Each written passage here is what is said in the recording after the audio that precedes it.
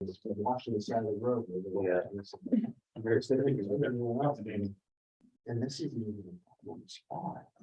Yeah. What about the stuff like that, where Yeah, the more we know, yeah. Excuse me.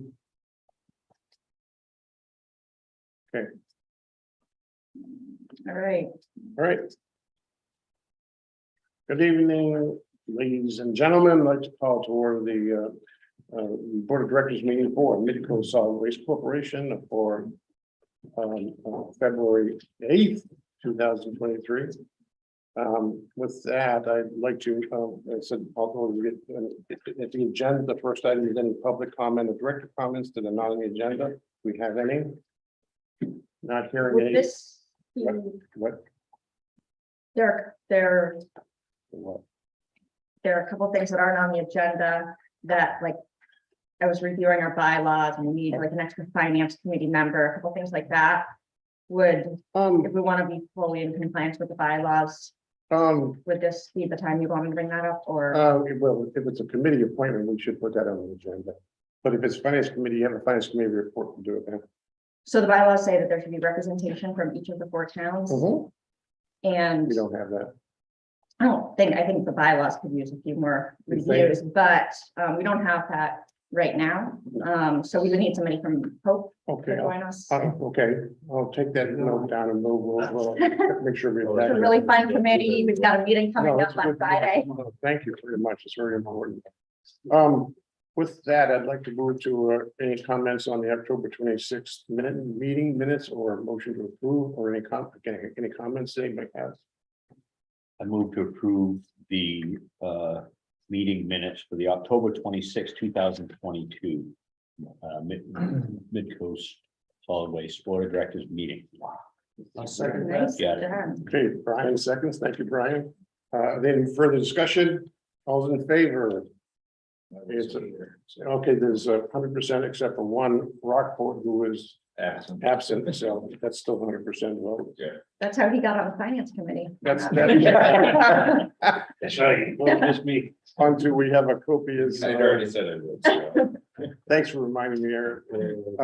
We have in our pack, we have a facility manager report. Does anybody have any questions on any of the subjects that are addressed in the facility manager report?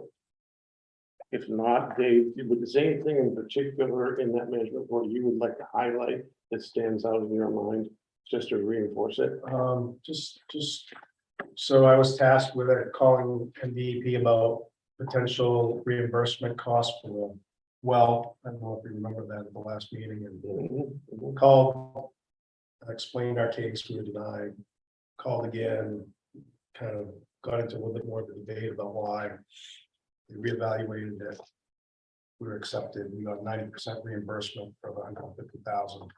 Just important for you to think about because it's captured in the budget as a place where we need to talk a little bit about where those funds are going to come from. So we'll probably talk a little bit about that when we get into the budget. Okay.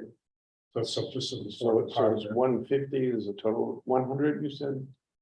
where we'll be reimbursed 90% of the total cost of the production well once it's constructed. So it could be more, could be less.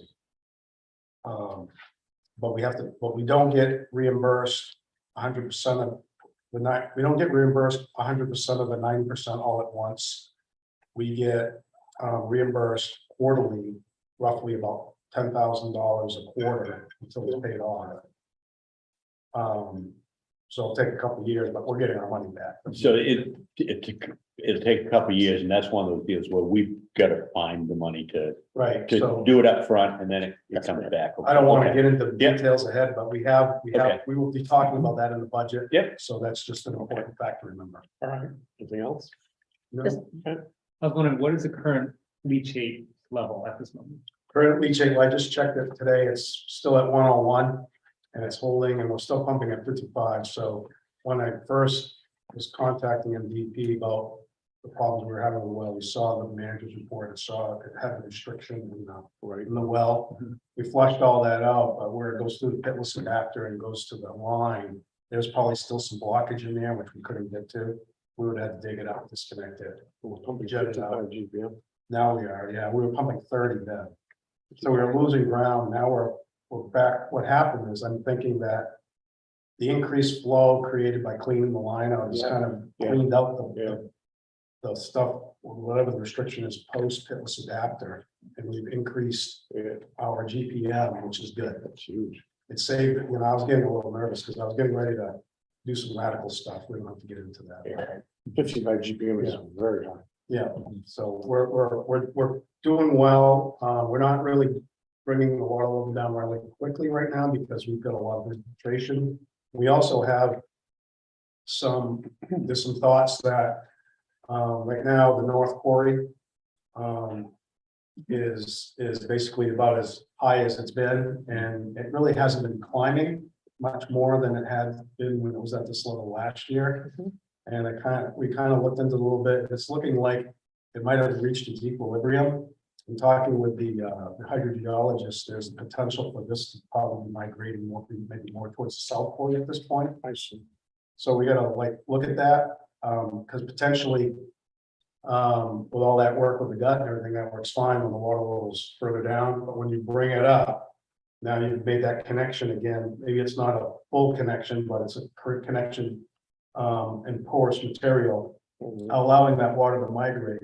So we're gonna be pumping, potentially stormwater from the North Quarry into the South Quarry, which is not the objective. So I've got, in the historical data, we've already kind of received permission to discharge the North Quarry as stormwater.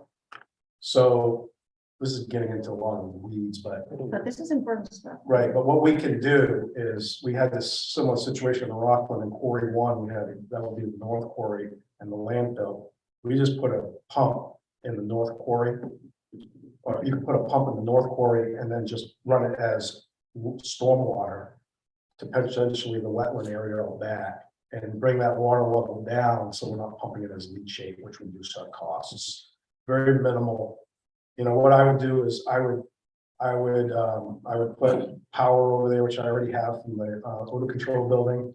I'd probably put a 3-stage 5 horsepower pump in there, lower it down in with a cable, run a lay flat hose, go up back of the swap shop, trench across the roadway, probably put a pipe under there and pull that lay flat hose underneath, run it along the stormwater pond and maybe out back, and then just pump it. Yeah. Let it rip. You got a retention pond up. Yeah, but I don't want to put it there. Why? Because we already got a water problem in Camden in that location. I want to bring it further out back and dissipate it more, so it kind of gets taken up by the wetland out back, because there's a stormwater pond also off the subdivision of Greenfield. There's our stormwater pond. There's a lot of wetland area up back there. So what I want to do is I want to maybe take a drone shot, maybe get some elevations of where we can kind of split the difference and put it in an area where it can have time to maybe move through and work its way through. So we're not just zipping it down in one location. We want to kind of dissipate stormwater. We don't want to just concentrate it. So what about the possibility of just in the short term, because I agree with you that it's probably that water from the North Quarry is either going somewhere, is going too soon, and our leachate costs are just astronomical from Camden right now. So if we were going to come up with a whole stormwater plan and pump that out to the wetland there, which really is all, we've got one failed stormwater pond on Greenfield that just goes all the time. That wetland back there, as nice as it is, it also drains toward Camden. Would it be possible during dry weather? That's what I was thinking. We pump during dry time. Just not to during start wet with, time. like, make a long-term stormwater pond plan for the back Right. there, but is there could we investigate just starting to pump right away Sure. during dry weather Yeah, toward that's- Camden when it's not gonna? If that's something you guys want to direct me to kind of investigate, I think we can do that, but. I think it needs to be that we have an agenda item for the strategic committee. I mean, this is like semi-urgent stuff. We are paying I hundreds. agree. That's We why, could pump this during the dry time, like pump like 100 gallons a minute during dry time and get that water level down and Yeah. buy us some room, so we have room for the wet. You have a capacitor for the wet weather. Right. Yeah. And then we're not pumping. We're not in a dry time though, currently. No, No, we're just talking. Okay, so this is for the. No, it could be July. in be as long as, so the issue would be, in looking at the old documents, Camden said no to this before for a couple different reasons. At one point, it was still like a little bit brownish, and so they were concerned. But there's a stream, and the capacity problem for Camden is this stream that goes down like underneath Belmont Ave that floods occasionally. And so even like right now, you could pump, correct me if you think I say something wrong. Unless it's. Some, Yeah. but it's really only a problem when it starts to rain a bunch. Let us bring this back to recommendations from the strategic committee, because I had that on the list for the meeting next month. I'm sorry, later this month. Which I haven't set the date for you. But I will. Anyway, next agenda item, Dave, is yours also, which is a discussion on this Rockport CDD landfill remediation eligibility determination letter. Which is really what you just talked about. I talked about, that was the reimbursement. Okay, that was another measure for, okay, fine. On to the heart of our agenda, which is obviously, is the addressing the budget for FY 23-24. Two things, well, not two things, Alice, maybe you could just start with the basic recommendations for the budget, that the budget committee has come forth with at this point. The board. Finance committee, sure. Finance committee, yes. Yeah, so, as usual, I wrote something a little bit more long-winded than it probably needed to be, which I'm sure everybody saw. And red. Let's see here. The main thing is that, in trying to keep with what the board has talked about in the past of dealing with rising costs by increasing fees and trying to keep fees consistent with the cost of doing business is something that's actually written into our bylaws, and it's kind of been a long-standing goal.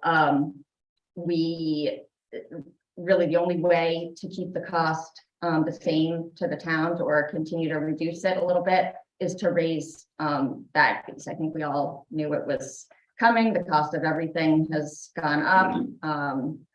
So the budget that you're looking at incorporates a 50-cent increase so the small bags would go from $1.50 to $2. The large bags would go from $2.50 to $3. And we can spend any amount of time that you want really on figuring out like what the exact right bag price is if you're trying to pass costs along to users. In the past, when we had a 30-year contract with PERC, they did this really advanced job of predicting. They knew what their costs were going to be for the most part over 30 years. They were able to calculate the bag fees and charge at the beginning of that period. They charged a little bit more than it was actually costing them, put money into a tip fee stabilization fund for bag fee stabilization fund, and then paid from that later on. Right now, we don't have the benefit of knowing what a super long-term contract is going to be. So Dave, a lot of this was included in his manager's report too, and he has a bajillion spreadsheets that, depending on your appetite for all of that, we can go into the details and argue about it. But he basically took sort of an average of what some of the different disposal costs and hauling costs are going to be over the next few years. We know that no matter what, it's going to go up. We don't have that many different options. And he came up with, you can't charge $2.88 a bag, or you can, but you create a big problem at the gatehouse when people are trying to pay by cash. So this is the bag fees, was a relatively small increase. If you wanted to get into trying to account also for the cost of recycling, for instance, then the bag fees could be higher. There's a theoretical, justification. If you want the cost of the facility to be completely paid for by users, then you can incorporate the cost of, you can say you want the cost of recycling when recycling costs us rather than being a revenue source. You can have the trash subsidize the recycling.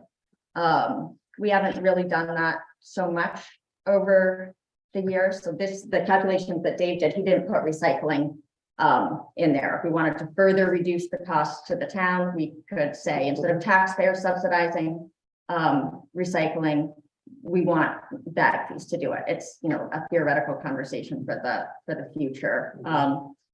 But this doesn't do that. It just basically takes the known operational labor, all of that kind of costs, and comes up with the bag fees. If we didn't want to do that, there would have to be. Well, just to put a stake in the ground, the budget that's in our packet, as I read it, correct me if I'm wrong, else, it shows an increase of some $400,000 of revenue. But that revenue stream is coming from the bag fees principally. It's not $400,000. Well, there's a $400,000 increase in operating income, and Well, operating income is that, and that encompasses everything that we get okay, from so we are, you'll see there's an increase in expenses. So overall, from a high perspective, the cost to operate the organization is up yep. by about $300,000. 300. And so the revenue, of course, the revenue has to equal the But expense. this, I should have stated, this budget as paper that we have in front of us, it has the strategy and various, the record is recommended by the finance committee is at the moment, upholding the town assessments level for the last year has not increased. Oh, no, the finance committee is presenting one after the assessments are down slightly in what we presented. From 23. Yeah, I mean, you can see it went from Yeah, 554 to 530. $20,000. Here, let me, Okay. but Yeah, okay. so that can be, that's a number chosen because revenue is going to increase with the bag and tip fees going up. But we could give all of that money back to taxpayers. Or we realize that we have spent the last few years drawing down some of our reserves, like the equipment replacement fund and the facility improvement fund and the unassigned fund balance.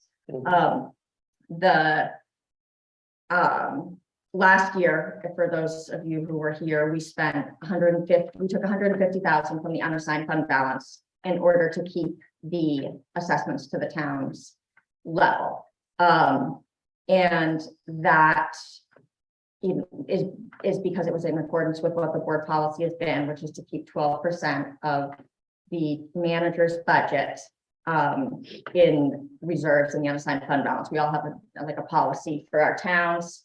And we felt that without, there was irresponsible really for the organization to just allow that unassigned fund balance to amass lots and lots and lots of money because it's, when we don't have a plan for it. So we also used, we had the organization have been letting the reserve funds really accumulate because but we're down, basically we're down on our reserve. We don't have a lot of extra. We don't have, and so we spent some time talking to Dave about what he felt if we needed some extra money in the equipment replacement fund. This budget, without replenishing the equipment replacement fund, would have brought us down to about zero in the equipment replacement reserve. Right. So considering that the budget as presented by the manager also doesn't include things that could be done. We could say, oh, we need a new truck. We need a new, at some point that forklift is going to break. At some point the truck, the budget doesn't include major capital improvements like that. And this Dave could, I'm sure, explain better, but what he explained to us briefly is that, there are any number of pieces of equipment that could Sure. break. And so, we thought it would be responsible to, rather than decreasing the assessments by 60 or 70 or $100,000, to put a little bit of money in the equipment replacement fund. But a lot of this is a matter of, the finance committee, and we've discussed this quite a bit, and Dave Kinney's really good with all sort of the philosophy about this and how to think about it. But, the finance committee we sort of discuss that we see our job as working to make sure that the budget that's presented by the manager is basically in accordance or consistent with board policy, consistent with the goals that the board has set, is clear. But there are certain things that are philosophical that the board really needs to decide what the comfort level is. This strikes a balance between giving, we're trying to bring the assessments down a little bit. We're raising fees, but it could go more in one direction or the other. We say we don't want to increase bag fees. We think people are going to be upset about that. We'd rather lower it in for taxes. We can do that. Yeah, and that brings to what I'm driving at here is the board discussion about the philosophy of the assessment. Is the board philosophy to keep it level, hopefully reduce it? It could, from my perspective, for example, what was it, $20,000 or $30,000 reduction in the assessment? Big deal. It's not going to be felt anywhere. In my opinion, it's a small dollar amount. And so, but is our philosophy to keep it level, reduce? Well, we talked about this before, and what the board said was that you wanted to continue to either keep it level or continue on the trajectory of reducing it. And so that's, that's what we've done. But a few things that the board would want to notice: the cost of labor has gone up. We just discussed maybe needing to create another note in the budget about that. But the budget here basically, I think, again, Dave Kinney put it well, it sort of memorializes the status quo of, and that sounds kind of, I was like, oh, that's good. But really it's sort of memorializing some of the decisions that the board has already made. We made a decision with the union contract. The union contract stuff was all done after the FY23 budget had already been approved. Right. And so we had this, and Mike Martinez had done the FY23 budget that we're in right now. Dave inherited that budget and a series of challenges at the facility, and then COVID and all of this stuff. So basically we all decided then we needed to pay people more. And the other thing that needed to happen was some staffing changes in terms of the foreman position that we discussed. We're saving money in the administrative side by having this part-time manager, but there are more people working at the facility than before, and the increased staffing line, the full and part-time wages reflects that. Okay. So, all right. So basically, we probably should just then we understand what's being recommended, and it's a slight reduction in the assessment, an increase in expenses for lots of good reasons. We'll get into the weeds of the reserves and amounts. We can discuss that as we go through the budget, but I suggest we go through this budget together and look at the various accounts, and if there are any questions the board has on the accounts, we can address. If that's okay with the board, I think we want to.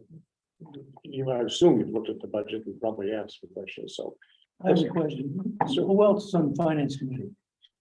who else? Dave Just Kinney. you? No, It's- no. I was there. So did you see in the finance committee report, it had, John, If you read the meeting minutes or any, it tells people, as I recall, it tells you who's on the board. It's I think one. yeah, two, so three, it's four, John five. Hugh, Eric, Dave Kinney. Right, myself. Right. It's right, you can see who was at each meeting in the Right. I saw that. Right. Right. Oh, Mr. just, Bryan. just a quick note. Yeah. I think we do need to have discussion on the philosophy, or as Allison noted, as to what direction.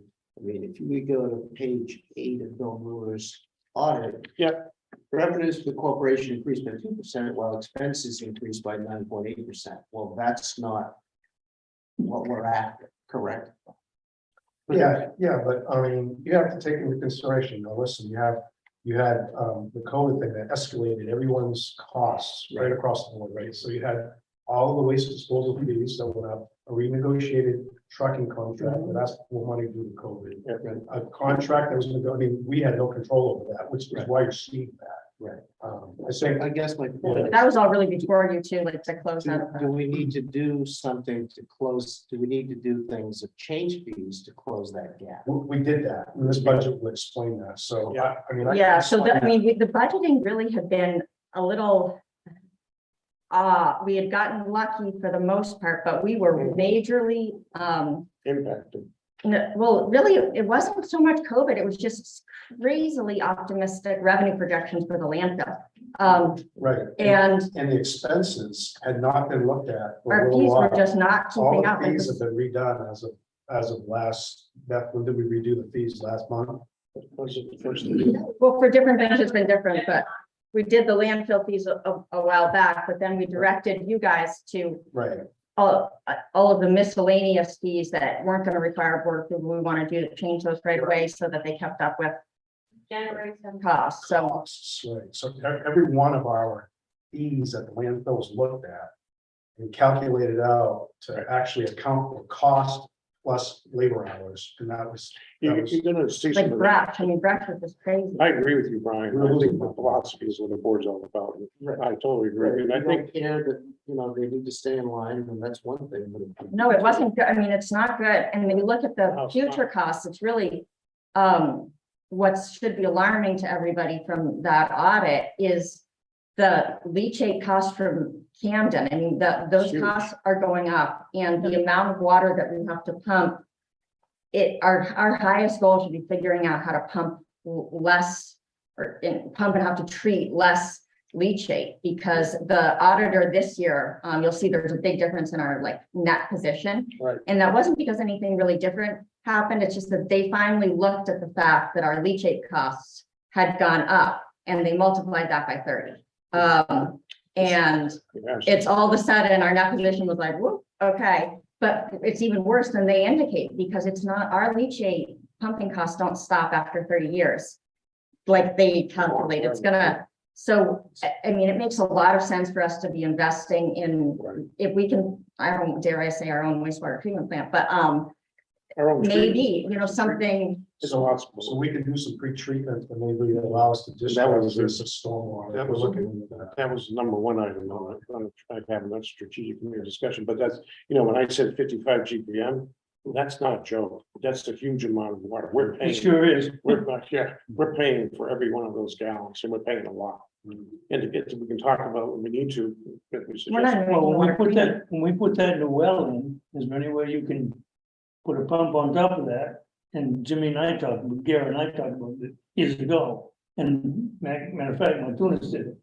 You get a well, he had a pump on top of the well that pumped out water. They won't let you do that because Well, we were doing it. What do you mean they won't let you? I asked the question by the DP inspector. and Okay. They don't want leachate leaving the landfill site Why would it leave the site? because it will run off the side slopes and then, and once it goes past the perimeter, it's exited the landfill boundaries and you can't have that. But it won't leave the I landfill don't, that boundaries. doesn't make sense to me. I asked a question here. That was one of the questions I had. I said, can I use leachate for dust control? And the But answer- not outside of the landfill. He's not saying, Let's get back to the budget, because that's what we're here to discuss. Yeah. I think Jim, I agree. I think that's a huge point. We need to address it fast. Well, when we do the well, that's what I was thinking. Yeah. right, they did do that. I remember Mike did that, and they did say yes to using it for fire control. For when there's a fire, they're allowed to, rather, Dust control. Right. Right, but I think that's a huge issue, but let's get back to this. It's clean enough The to strategy drink. and the discussion on the budget, because that's we, and as usual, when you go through the budget, these items that Allison's highlighted are gonna evolve. I agree, I read the audit, and it's all the same things, but they weren't a surprise to me. I'm actually surprised they weren't worse. Yeah. Well, I'm sorry, I've seen. a Well, lot it'd be of- worse if Camden raises their rates again. Well, yeah, well, for the waste. We have a conflict of interest. Yeah, I got it, but let's try to spend some time trying through the budget items as we should. And talk about the various accounts and questions, and then there are some that are really key, like how much we should have. in reserves. Really making sure that we're realistic with our, Dave, did try harder to realistically, Right. project Right. revenue, which caused Right, us to have to it's disappointing Not to see that we over- don't think we're gonna make $420,000 in the landfill sometimes, or. let's start with the administration account, the first one, which is our 101 account. Everybody, can you put that up, Allison? I'm sure, yeah, one good thing is we didn't get hit with a COLA of 8 point whatever% that, Yeah, Right. I mean, it could be worse if we were But then- like the police department or something. we have a budget proposed about Which, total of about almost $200,000 for this administration account. Is there any questions by board members on this account, on any line item? So how much did the actual union contract go up? 3%. Just 3%? We did an increase, and then we added that their contract allows for 3% increase. So 6%. No, 3%. Three. Oh, 3%. Okay.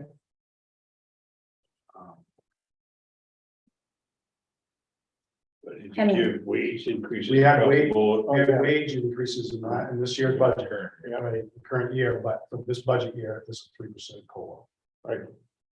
What about for non-union? Okay, so for non-union people, my philosophy is that it's important to treat everybody the same, whether in the union or not, because if you're only giving union members 3% and you're not giving non-union members 3%, then you're gonna say, well, I want to be in the union, right? So I mean, I think it's better to just keep everybody flat, make everybody the same. And if you want to join the union, well, then you'll pay union dues, you'll have a little less. That's my philosophy on it. I think that the administrative assistant pay may need to be looked at in terms of maybe that may justify a little bit more than 3%, but the rest of it is flat at 3%. And the budget reflects a 3% for the administrative assistant and 0 for the manager. And fundamentally, the budget, this budget line item 101 account is down from FY 23 by about $50,000, $60,000, $50,000, $60,000. That's why I was asking that question, because if you go up to 23, 24, close to 57, you get a 3% cost of COLA. What are you reading? Oh, the 10103, Right. and it is looking on full-time wages for administrative, for the office administrator with That 3%. reflects a 3% increase. Okay. Yeah. For the administrative assistant. So, I mean, just to point out, I'm not sure what everybody's doing in the towns, but This year, yeah, I mean, I don't want to ask. I think it's in the 8 range. Yeah. But I mean, the COLA, That's what it was.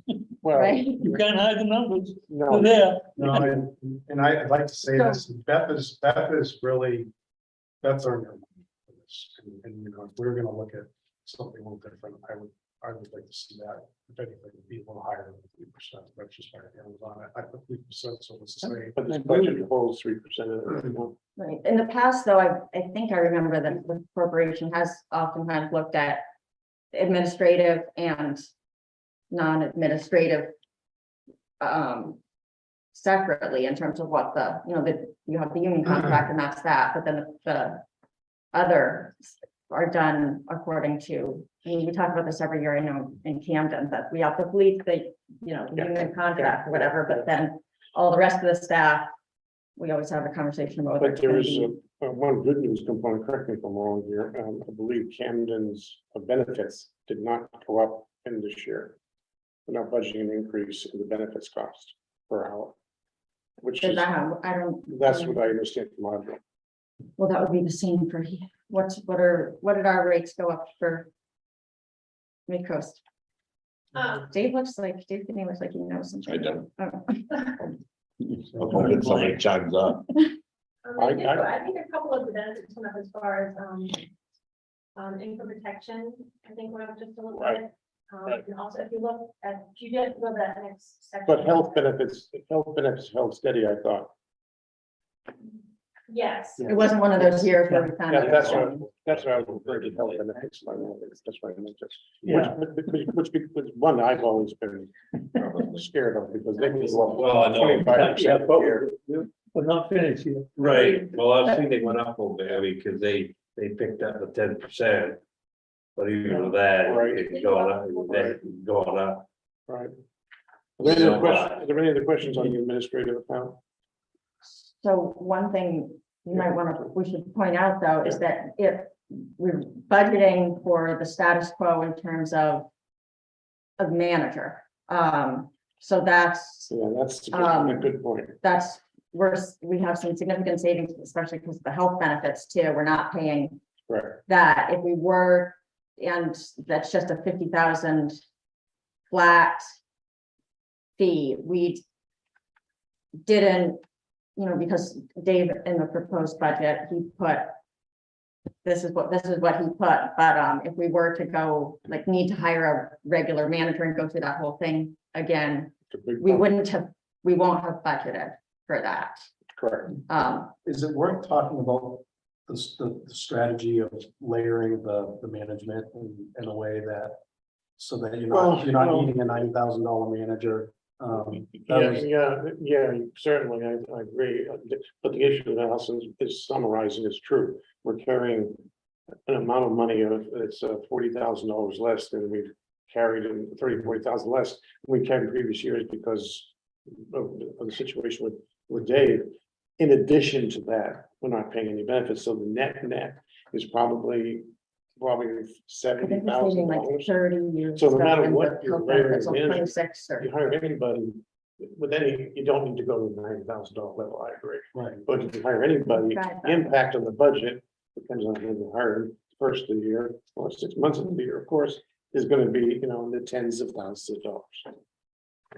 But it does So we're not. taking a little bit of a risk that this just continues to work That's out. correct. If this man's hit by a truck, we have a problem. That's one way to put it. Thanks, Bob. I'm sorry, I have a truck. Dave, do you think you'll be It's here true. in a year? I mean, I wouldn't have put that in there if I didn't plan on being here for a year. No one knows. It's more than a year, 'cause it doesn't start until. You could have made it last. So how far along with the I like that. trainee thing So, do you think? well, that was kind of what I was gonna say. Dedication. So we have an administrative assistant that does a phenomenal job. And I've got a working foreman. Yep. That's doing a phenomenal job. Okay? Yep. It's all working really well right now. And my objective is to get the organization, the technical stuff, kind of working in a direction, bringing him along to the point where he understands how all this stuff works. And then you could probably hire a manager, as more as a personnel kind of finance person, that's kind of in a lower price A range. little more administrative. Yeah, right. Yeah, if I'm, all the bottom line is, just want the board to be aware that that's what's in the budget. And if something should occur, we would probably hire a person not at the $90,000 level, which I think Mike was actually 96 when he finished. That was gonna be his. Lots of bennies were about 30,000. So it's still say $110,000, $120,000 per year total. What we're carrying here is 50,000. The reality in my mind would be the 75 range plus 20 something thousand for benefits. So you're probably talking a net difference of about $30,000 to $40,000. It's really the difference in the budget that we're putting in the reserve. Right. Really, that's the difference. Well, that's correct. That, well, and I mention that way because when we get to reserve, think about these things that are looming that we may not have control over. Mhm. We don't have a staffing replacement reserve. I know. We have an equipment replacement reserve, so That's like if the loader breaks or something, not if, No, but- if Dave has a No, breakdown. but I was just trying to give a, like, an Yeah. example of like that Yeah. difference that we're finding that we have. That's, We'd have to borrow, this board can borrow up to $900,000. Yeah.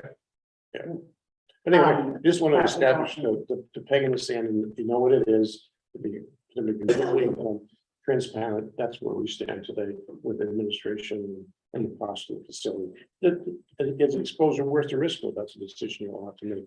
I think it's probably reasonable from when I sit in my single seat. Right, that's the question. We can budget for what we were doing before, something close to it, or we can budget for what we're doing right now. It's just pointing out that we're budgeting for what we're doing right now, and That's the correct. board That's correct. can and should weigh in on whether that's wise. Exactly. Exactly. And we don't have to close it at this moment, but keep it in the back of head as we go through the rest of this. Looking at the merchant services fees, 105, which is next account.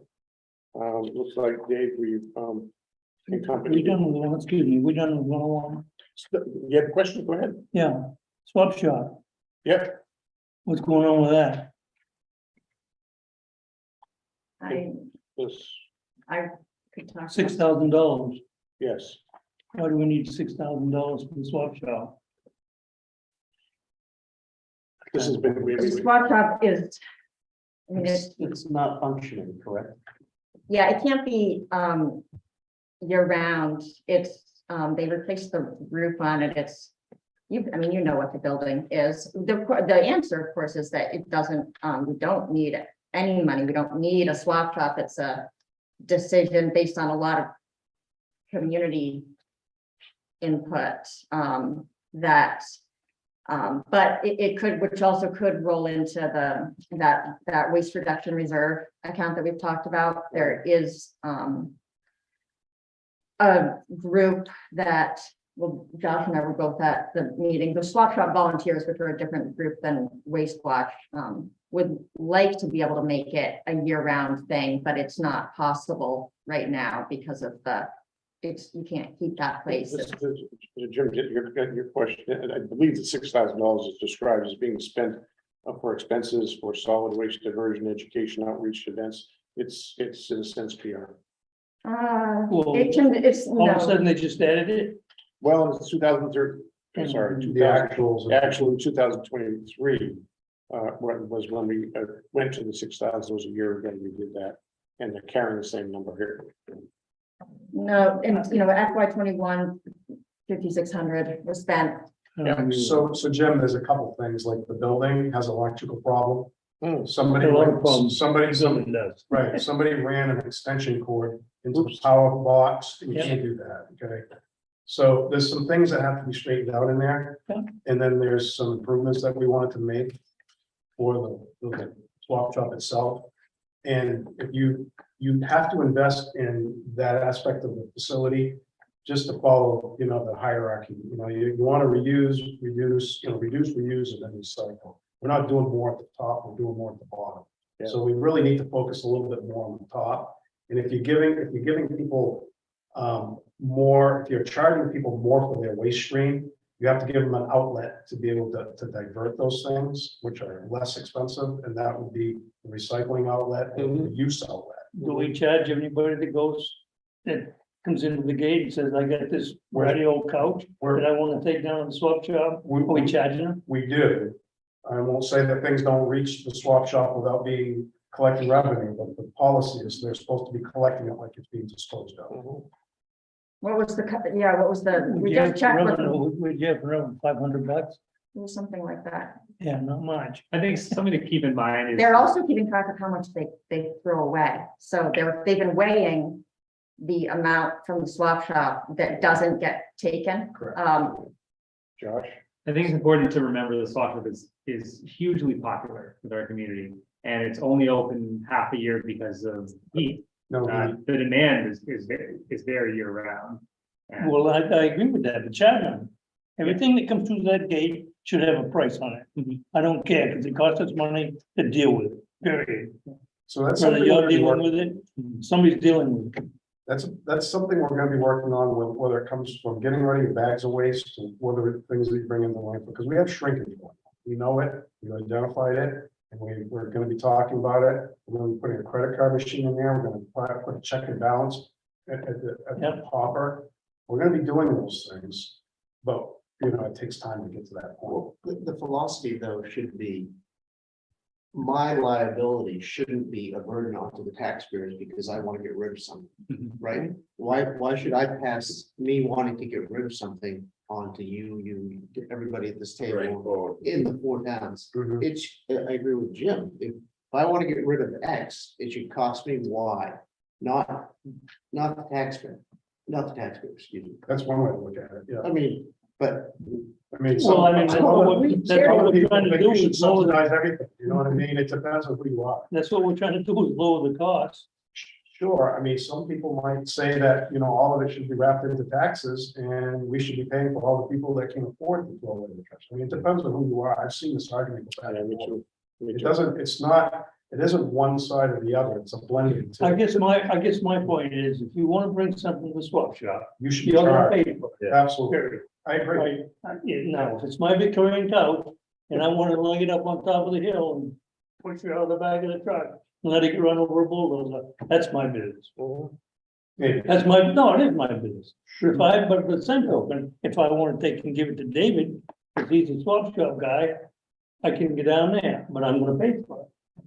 And That's, I'm gonna pay for it if I take it down. I mean, I guess, I mean, you could, yeah, I mean, that's one philosophy. Yeah, but yes, you can have a lot of arguments, but the philosophy of the board so far since I've been on it is that if we want to make it a user-based, meaning the fees right. are incumbent upon the user, not the fees incumbent upon the people that don't use it. I mean, that's what I would consider. I don't think there's any disagreement there. No, I mean, I'm not disagreeing, but there are people that don't feel that. Yeah, let's not get into who feels what, Right. that's our philosophy. I agree with you. Right. But anyway, unless you want to move to change the number, I just, you know, I think it's good discussion, but Well, I guess what are we gonna do with that number?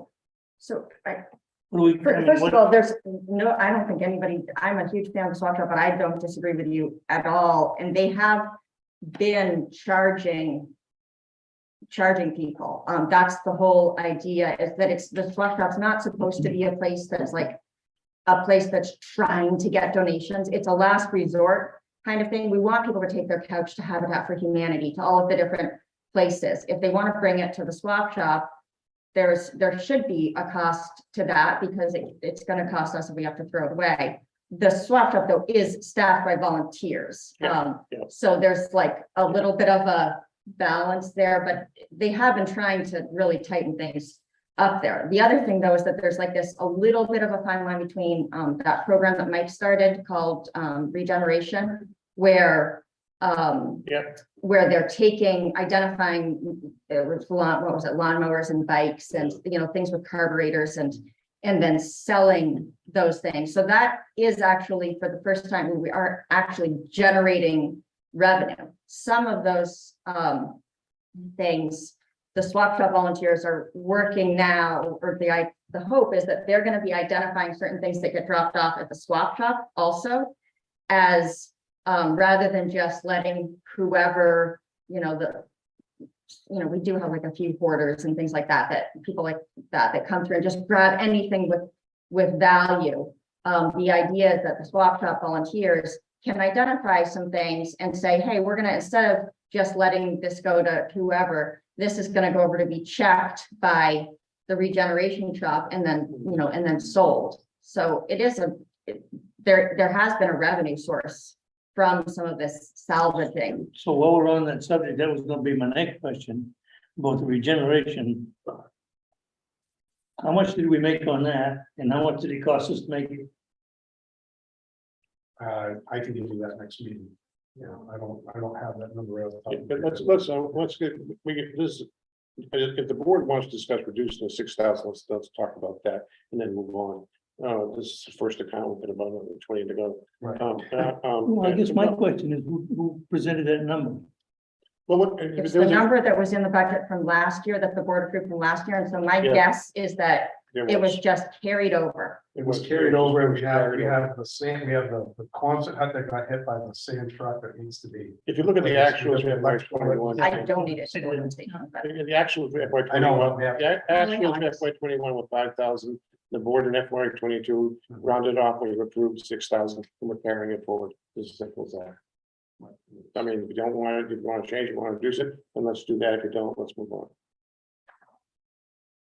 Not hearing anything, we're gonna move on. What else, this next account says, new merchant services, new, Maybe, I think probably some of this. Dave, I didn't review, we reviewed, the finance committee reviews, but I did that. I right, think probably asking, oh, I'm I'm sorry. not like the go-to sorry. person. Oh, I'm sorry, it just said 10.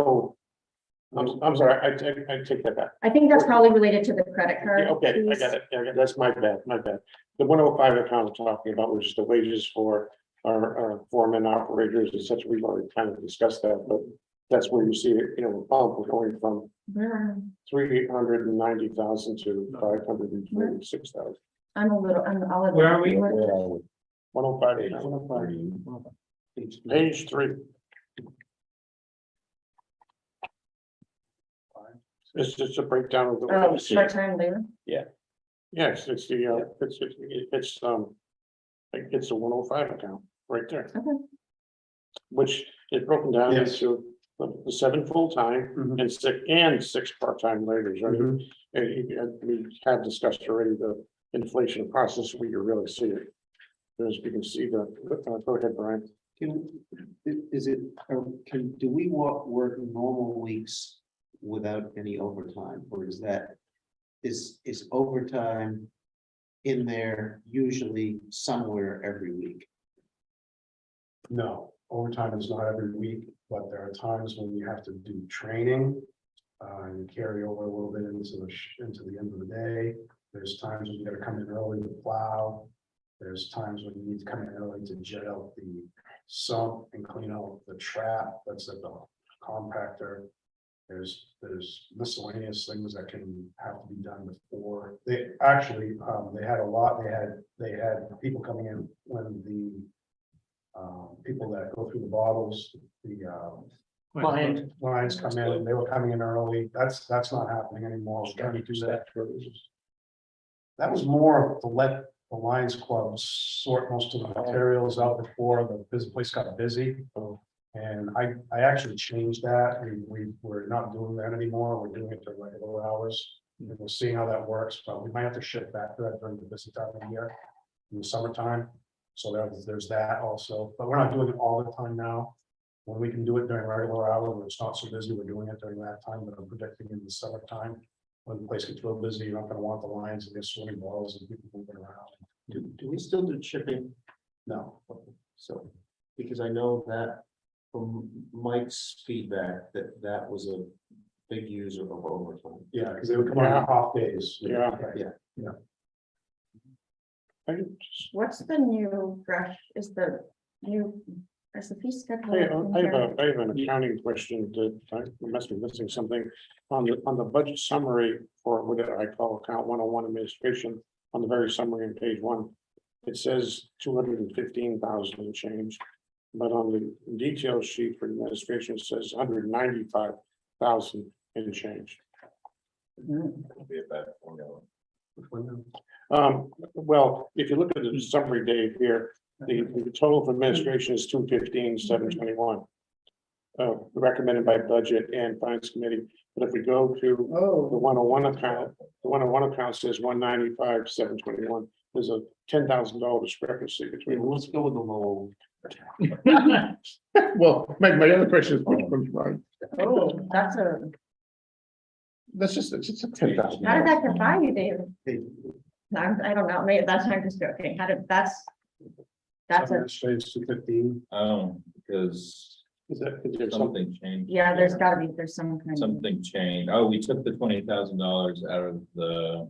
oh, the We waste took production. 20,000 out of 10107 and moved it to a reserve account. Oh, So. That formula didn't And the update. formula didn't update, even though it's right, but it was probably not done on a live so version. the correct number should be 195,721 on the summary. Um, Ooh, Everything should still add up. Not No. really, it No. really should be 215 because that's. Does add up. Well, it's gonna be, the 20,000 is gonna be in a reserve account, so it's not an expense. So, but we still need to collect the 20,000, so yeah, it really should be 195, 721. And then there's 20 something. And then the else. 20,000 we're gonna pick up in the reserve because I felt it just needed to be in a better spot. Oh, and sure, Not, sure. not just a Sure. floating number. Well, it doesn't, I guess my question is, have we, it sounds like we double counted $20,000. It does look like that. Dave, can you pull up the Excel version and? If the administration Yeah. goes to 195, it's 20,000. Yeah, as And long as we're re-including the 20 further down, so we'll just have to double check. It's exciting because it changes our overall budget to 2.6 something, a little 2.7. Yeah. Not a big deal, I just wanted, No, that's We- a huge. we have to clean that up. problem. Let's just clean that up. So initially we had the 215 here, which does match because I have an old version of the Excel. Oh, It oh, didn't update from here okay. when we took the 20,000 out of here.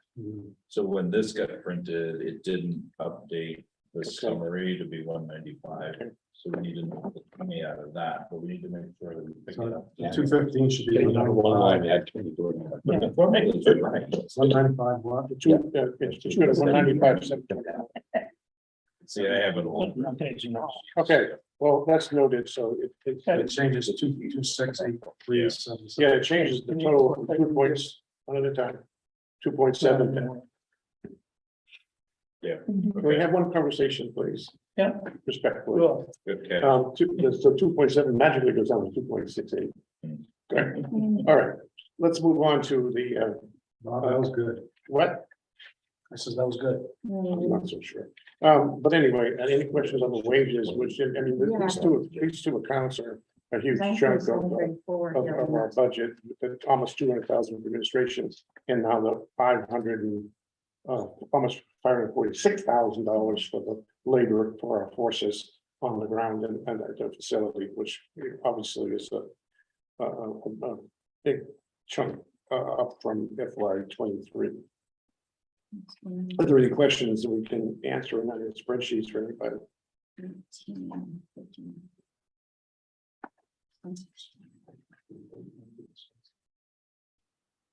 Okay, then we'll move on to benefits for that labor force of Reserve. almost $300,000. One question I had on the benefits 110 account was since in FY23, the budget included Mike in that budget, correct? Sorry, I'm a little trying to fix this problem because it looks like the Excel spreadsheet that they would have printed from theoretically has this all does have the 195 in there. I'm just reading when I get into my.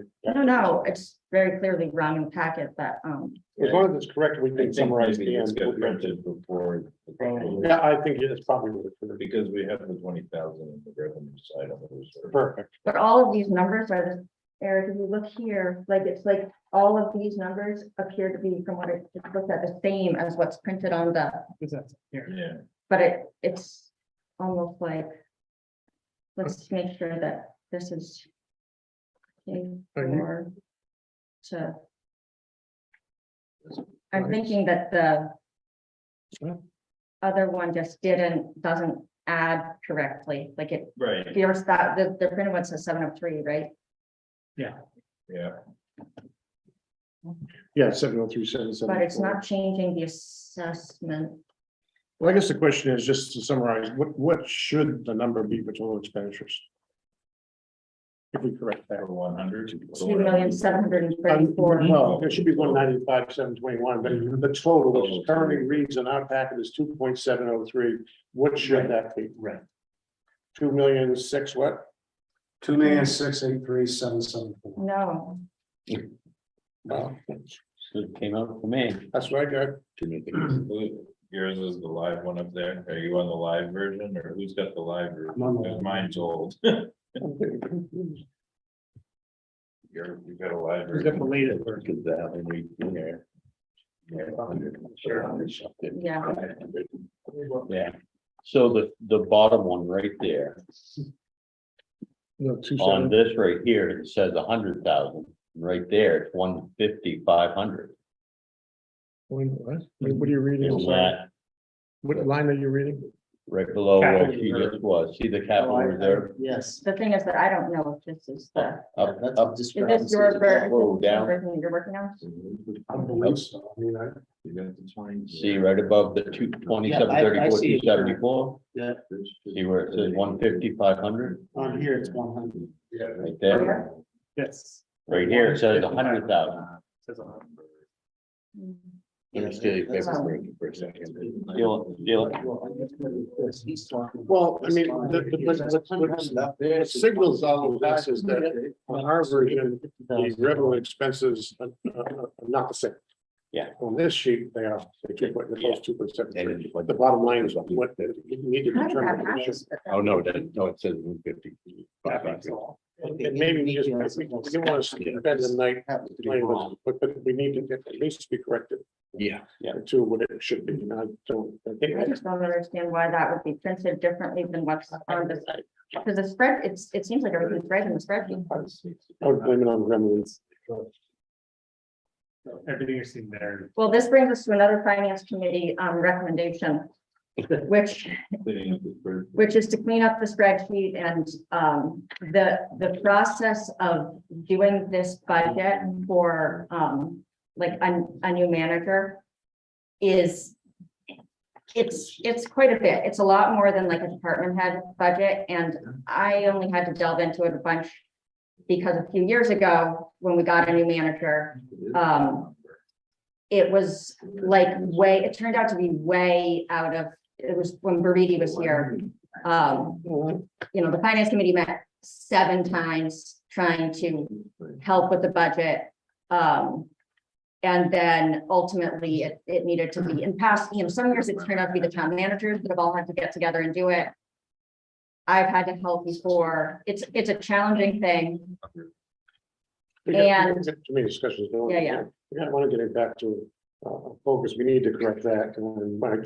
But so one of the things, and one of the reasons why it's, you know, that's one of the reasons why we have needed so much support from the executive committee and the town managers in the past, because the organization tends to hire people that don't have like full town manager budgeting skill. So it takes a little while to learn this. And then we can get support from like the finance director of Camden. But when we do it at this time of year, like running it late like this, we've chosen the time when all of them are as busy as they can possibly be. So apparently there have been discussions in the past, David filled us in, about ways to simplify the budget template and simplify, improve. And so I agree with that. we're hoping to take advantage of that sort of momentum, improve that. Because we're ever gonna be able to hire new managers. It can't be like depending on the fact that Dave Kinney's not gonna be here forever, John Duke's not gonna be, we're not always gonna have somebody that knows. Well, would it make sense to see if we could find someone on a very temporary basis, one time of year, to help with these sorts of things that are going on right now? Not so much come up with the numbers, but make sure when all the numbers are put together, they're correct. And, you know, I just whispered to Jim, you know, Mary Tolles, I don't know if There's a lot of people out there. Yeah, that We're saying there was never any, like, she knew, she did the schools, she did, I'm just saying. And if this isn't people's forte, you know, which, you know, no. Oh, yeah, I totally agree with that, whether it be even hiring somebody like Jody to, if this doesn't fall within the realm of what we pay Camden to do already, I think some of it does, actually. If we do it at the right time, we can do that. But we need to recognize that that's like a skill set that people. Yeah, and it's not a huge skill set. Right. But I want to keep moving. We don't get this issue. Second thing I want to look. It's almost like we should be budgeting The to do second, that. the second question, we went to benefits, which is page 4. benefits for health insurance and this kind of thing. I noticed from 23, this went down $9,000. That doesn't sound like enough for a delimitation of facility manager. Well, You know, it's a question, we don't have to address it right. which page are you on? Yeah, it's on page 4. Page 4, Dave, 1001. Guys, we have one meeting, please. I know you're frustrated trying to, it's a problem we've identified, we'll fix it. But the health benefits 110-01 on page 4, which I mentioned earlier, we had a $90-something thousand manager in the budget for FY23, plus his benefits. His benefits would have been, in my mind, maybe I'm wrong, in the order of about $20,000-30,000. The FY24 health insurance benefits don't go down that much. Yeah, but we increased overall staff Did we? Okay, maybe it's just. from the All right. FY23 I think budget. there's a change between some people went families, some people. Okay, good. Okay. So basically, it would have gone up even more. That's a good answer. That's a good So answer. you can, that's the speak to, Sorry. that's the speak to it. Okay. Okay. I think so, Are there any other quick? Yeah, I think you're right. because look at how much the No, I wages think, line went up. I think you're right. It's a good answer. Good answer. It's not linear to my point. It's not linear. Any other questions to the insurance or benefits start from 110 account? If not, we'll slide on to public on this one, 115, which is page 6, which is the public official and property casualty insurance for almost $50,000, $60,000. Any questions on the insurances or anything related there to it? On the one, actually, it's 120. I'm sorry. It's the facility cost. I got the wrong title. It's the portable toilets and the break room, restroom supplies and all those big things. Other thing about insurance. I'm sorry, I got the wrong line. No, You skipped a page. everybody else understood you. I think. Okay, thank you. Thank Bottom you. of page 5. top of page 6. Yeah, page, I read the top of the page and it's not the title. Yeah. That's very, that's one of the No, that's okay. It's just a form. page breaks. I can live with it. All right, then we'll move on to 125 account, which is for operational costs for the solid waste, which is the proposed budget of. Or can we just go back Yeah, quickly to sure. 120, just Yeah, to tie a bow around it. Yeah. 120-19, the steel and fabrication goes from 2,000 to 20,000. Can you just quickly speak to Sure. that increase? So we put all the steel fabrication in one line item. This is, I mean, like Larry Wiles and coming in and the welding and all that, it was all over the place. It was in different places all over the budget. We're just putting it in one area and trying to track it that much.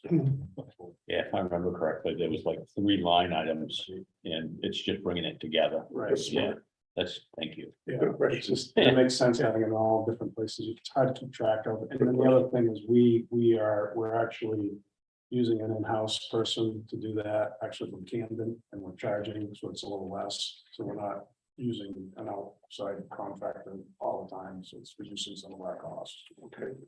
So, I mean, I understand why it's more convenient to group it all together and probably the benefits outweigh their cons, but Yeah, the philosophy, I'm guessing, of having it spread out in the past has been this idea of trying to track, these are our recycling costs, these are our MSW costs, so you know, Larry was here repairing the recycling containers as opposed to Larry was here repairing something else.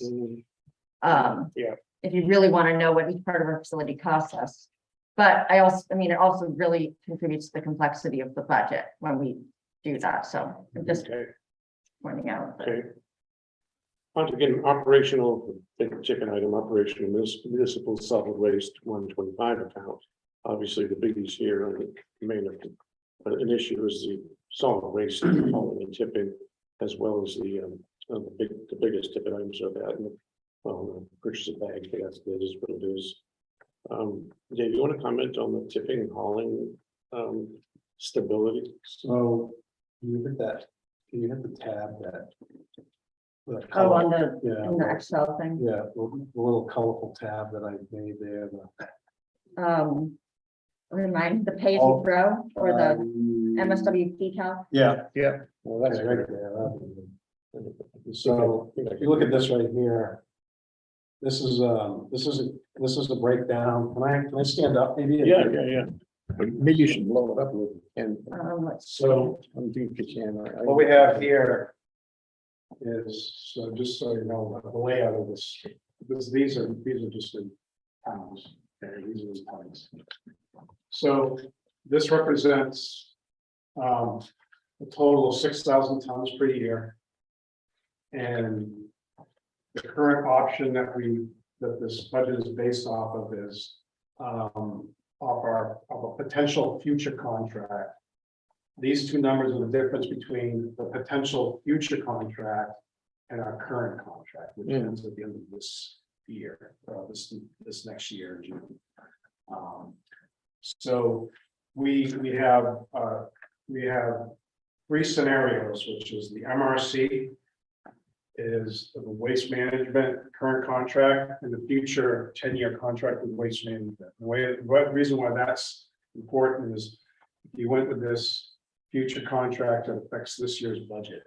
Because in order for them to give us a 10-year contract, they wanted to charge us a little more on this current budget year contract that we're in. So what I did was I took the 3-year mark for the future contract, and I used that as a working number for the budget. So what we did was it took each one of these incorporates the labor for MSW, the total expenses for the operation, the entity's pricing per ton, the hauling rate, which changes based on where you are. So this is going to Crossroads, it's going to Hamden. So that changes the calculation a little bit, which then kind of affects the cost per ton. So if you look down here, the recommended manager's proposal is using this 3-year mark, which is around $225 per ton. And that's pretty much it. That's pretty much the explanation. Yeah. So you say it says 3-year future costs, but so what I mean by that is that, you don't want to go and say what it's going to cost. You don't want to go and change all your bag fees. Based on what the cost, the bottom line cost is for this year. You want to kind of bring it out a little bit to 3 years in the future. So you're not changing the bag fee every year. Okay. You know what I mean? So this is taking us to kind of a 3-year mark where we'll have to look at it again. And depending on which area you end up going in, the manager's proposal will cover those 3 options. Okay, but to the budget, since we're addressing here today, which scenario is reflected in the budget right now? Which continuing with our waste management long-term 3-year. So you take this 529. Yep. That's put into the manager's budget. No, the manager's budget says As a part of just the waste management cost. It's fine, as a giving you this. well, the budget I'm reading here says says maybe I'm confused about my lines, 437,940. So this is looking at the bag fee, like what the bag fees need to be in order to pay for, right? What we choose to do. Yeah, that's revenue. I'm trying to wrestle, and I'm not all confused. But the hauling and tipping that is currently in the budget, what contract extension, what entity are we using that reflects that number? They're just asking for like the simple stuff, Dave, like you went to like level 10. Yeah, I don't want to, I I'm think, gonna buffalo ourselves with, no, I can't say that. Dave won't let me. The 235 is the cost for hauling. With the escalation. And the fuel surcharge built in going to Crossroads. Okay, and so that suggests a 10-year contract? Yes. Okay. At the 3-year point. Yeah, well, okay, that's what we're trying to drive. This is kind of locking us into a decision, regarding going forward with Crossroads, continuing with Crossroads. Or you could continue with your current contract, or you can go to MRC, the roughly the same. Yeah. it's just that Okay. in order to not, so we could decide to not sign this contract with Waste Management and pay the rate that we all agreed on when we signed this contract that we're currently Yeah, in. yeah, But exactly. it's allowing, what's budgeted here allows for us to decide if we do want to do this 10-year contract, and they're gonna force us. So Right. they're gonna say they had Which- signed this kind of hardship, and so That's- it could be less. But no, that's what I'm driving at. What are we, when we approve, if we approve the budget tonight, what are we locking ourselves into? And what I'm hearing is, thank you, is that, we're okay. We have, because we're gonna have to make a decision about Crossroads in the next few months, I presume, right? I mean, this is their negotiating. I right? get You it, never I get know it, what to I do get with it. them, but sure, yeah. I get it. I just don't want to be approving, it's something No. like you're saying, by approving this budget, we're also, we're conceptually agreeing to a 10-year contract. That's with the exactly what I want to underscore to the Okay. board, that we're not doing that. So, just to thank you for that explanation, by the way, the great spreadsheet. But we're preparing to pay for it if we Got it. need Okay. to, I think. Are there any other questions on this, besides being not locked into anything on the municipal? side? No decisions have been made, but you have all the options. Yep, okay, and we will be near term evaluating those at the board. All right, not hearing any questions on that big ticket. You've got a hand Well, raised. I'm sorry. Go ahead. Bob's learned to ignore my hand. No, I'm to his fine, right. the right side of this eye, she always sits to my right. Even Yeah. up there, go ahead. So the purchase of bags, Yeah, yeah. Is this, I don't know, I assume we don't want to hash this all out tonight, but maybe it's a strategic and capital planning committee item that we're buying bags for like a lot of money, basically, as a way to make sure that people are paying for the trash that yep, they're bringing there. Other places, do stickers. People really kind of hate the bags, double bagging, all of this stuff. So we've talked for years about the possibility of some other system.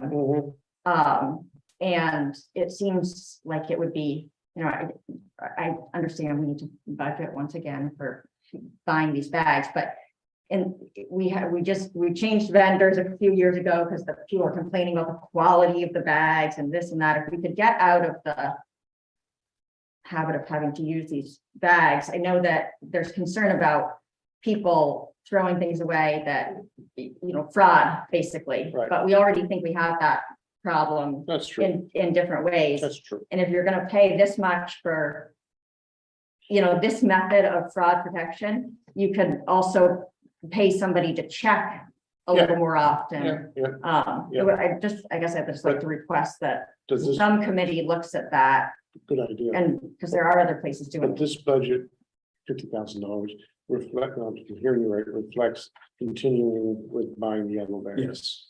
Okay, but Exactly. I will definitely get that as an action item in terms of looking forward on to So- probably the strategic thing. So we had a sticker program years ago. Yeah, Yeah. How did that go? it was okay. I don't know why we did away with it. A lot of towns still have it. Well, mean like that's a what I was gonna sticker say. instead? The problem is with the black Oh, trash okay. bag, you can get a lot more in a black That's- trash bag Yeah, than you can in a yellow bag. yeah.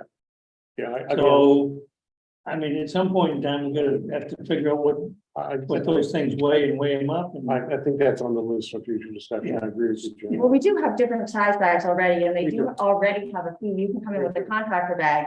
Right. Oh, you know what? Yeah, We need to Yeah. change the fee. Yeah. Is there a, because there's a what is it now, $5 for a contractor bag? Yeah. So that fee will need to go up too. Yes. But that, I mean, that's what I do, because I can't stand using the yellow Yeah. bags. Their opinion. But we could have, you know, stickers or tags or that, Well, the question to the budget would be, Allison, that if you change that contractor bag prices, that increase our revenue. No, well, you just no, can't, because I didn't use the contractor bag as a part of the calculation. All I want to know.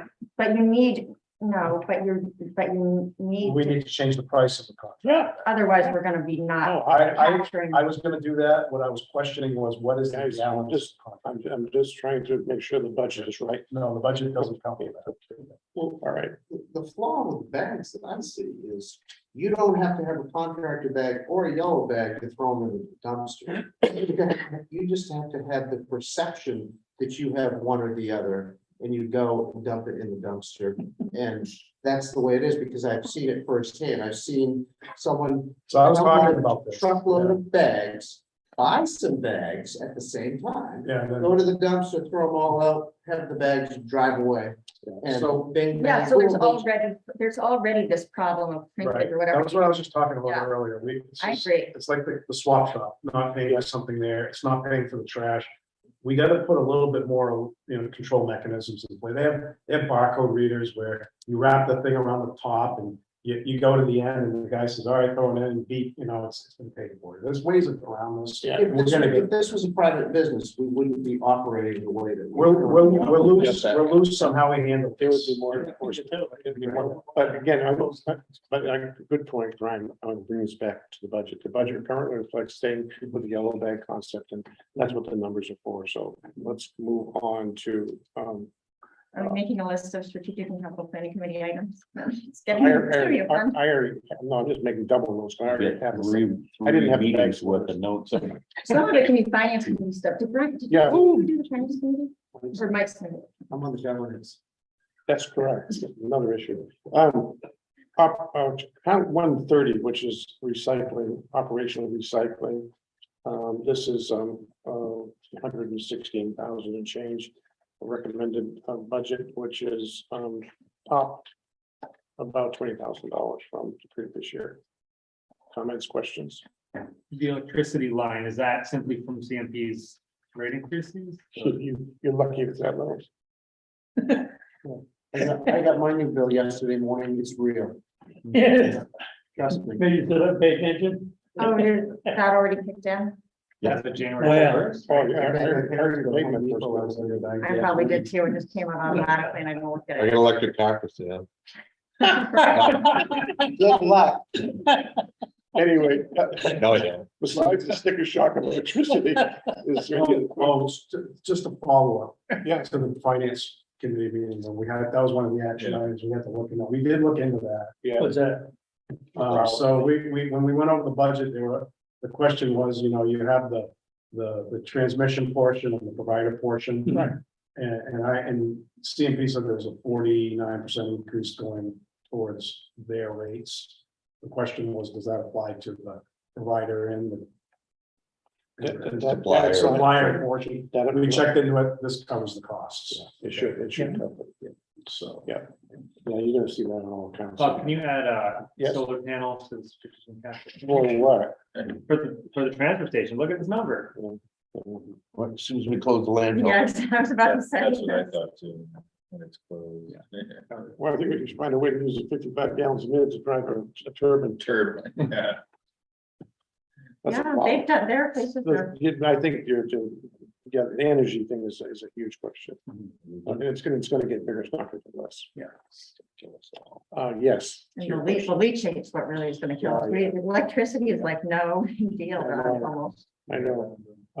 This is a money pit.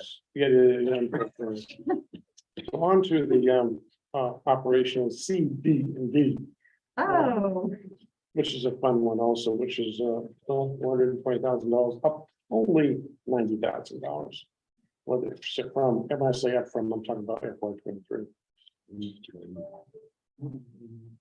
This is a page 12. Operational C and D, which has in it a big ticket item, obviously, is the Jacobs Quarry leach aid at almost $90,000. Which is what we've already discussed about this 55 GPM, but so whatever it is, the flow that we have to pay for. so it's one thing, if you look at what we budgeted last year. Yeah, Um, 130. so one of the things that was fun this time was when they said, why did you guys only budget this for? It seems like you were a little off on there's been like a few times like, yeah, I don't know why we did that. But we're gonna go over in that line this year. Well, FY22 was 175,000. Actuals. Right, but it's gonna be more than, It's all into that, what we're talking. Yeah, I think that one of them. in terms of like reserves and depleting the unassigned fund balance and things like that. I have 3 stars on the leach aid question, and what we need to do, what we need to evaluate there. Yes. That's huge. I have a question about, how's Canada wastewater treatment, how do they decide to increase their rates and where does that number come from? Can do. Right, how does Camden come up with that number? Like any utility, you calculate the cost to run the facility and then divide it by the use.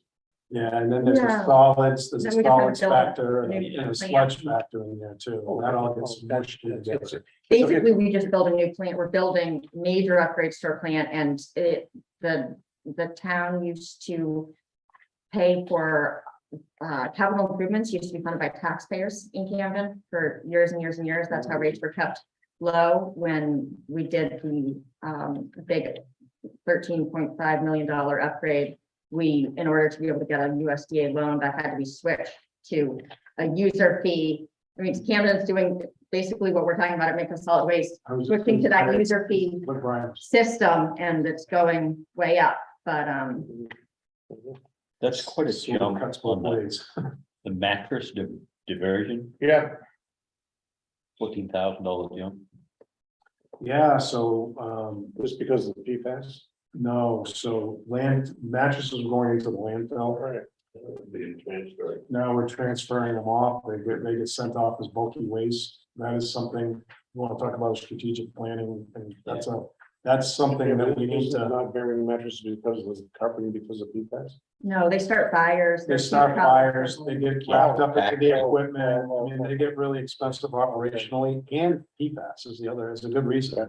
But nobody's told us we have to. we No, put them in. No, PFAS. no. But you Got plenty don't, of PFAS in the don't already. want mattresses in the winter. So these are being diverted to, Grimmels, Okay. and they go off as OBW. But that's one of those items where the fees are supposed to cover our costs, right? Correct, so those were adjusted. We upped those fees to kind of cover our costs, so that you see the number up, but if the fee calculations that we just put in place, you see them on the revenue side, you should cancel it. If you look at the actuals for FY 22, it's actually higher than what we budgeted for. all right.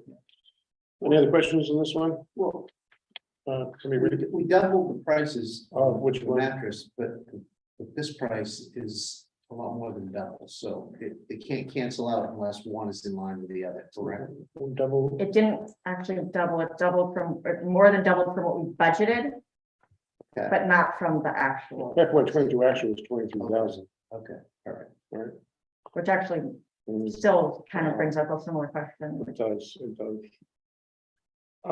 Like, are we budgeting enough there? I, I don't think that was the whole year, because we just started the program. Oh, the collection for it, the 23 was not a whole fiscal year. I don't know. I mean, the prices of mattresses, I think you did say, they're already really We- high. we Are put they them- high enough? We put them high, and we calculated out what we estimated the cost are to get rid of them, and that's what we came up with. Now they just throw them on the road. Yeah. Didn't you say that And the town has sometimes to pick up, pay for them. there's like other places that have hired somebody to, because sometimes you can deconstruct them and some. Didn't want to get into that, but Right. if anyone wants to start a cottage industry, you know. Yeah, you go. All right. Any other questions on this account? Other than diverting mattresses. I think we should just put out a list of all these different things like that people could solve this problem, or like people talk about our glass, Yeah, if somebody wants to come up with a proposal to use our glass, then. let's move on to debt service, which is a rather small account for, and this is the debt, the principal for equipment and various items well, actually, it's just equipment lease purchase 5-year. Yeah, It's one it's thing we're pretty- not pretty doing flat. is borrowing more than. And the debt service interest, the same thing, it's only less than $20. All right, move on to, this is a good one, but the freight liner roll off, then we have 150,000. No, that's just, That's for depreciation, that. That's, yeah, it's capital expenditures, I'm sorry. Right. I don't know why this in total to the department total, but. this is, No big deal, What is- capital expenditure. Capital reserves, though, we have. It looks like we're at 150. No, Yeah. It's 100,000 for the closure reserve, and Reserving. equipment replacement reserve is 30. $1,500, is that what you were talking to earlier? Equipment. I'm sorry, I was trying to listen to Yeah, what Eric was saying, yes, because we're I gonna have think one that is a conversation. central issue. I do feel like we should, I can appreciate the need to try to figure out what the budget is, like, when we're voting on this, I think we want to know what the actual number Yeah. well, is. So there's been a mistake that's been made, and This all generates from that $20,000 that we. but I think, is there any reason to believe, Eric, do you have the spreadsheet that you can, like the Excel version is, because the version that we looked at with the finance committee on here is seemingly correct. Yeah, I'll get it figured out. What? I'll get it figured Yeah, out. you're, you know. You get what? I'll get it figured out in a minute. I know you will, I trust you. I mean, I think I know. I think it's figured out and it's haven't fine had on the it spreadsheet, but I don't. Up into my head, so you kind of have to.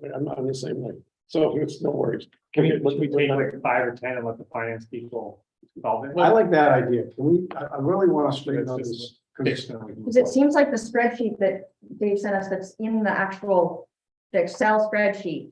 Yeah. Is, all the numbers appear to be adding up. For some reason, the PDF Oh, then you, version, whatever. but we're gonna get to a point.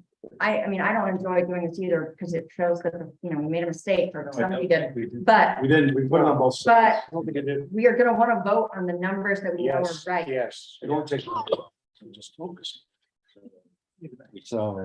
It's under capital reserve. Can you sell Yeah. golf clubs this year? So there's money.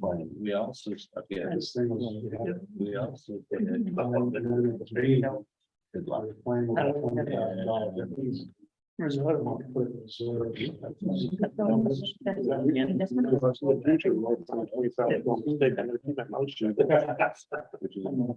No. The total numbers are here. That's what I'm saying. Do you think? Because this. I'm in summary. We had a Yeah. bid contract. No. Sarah was also We're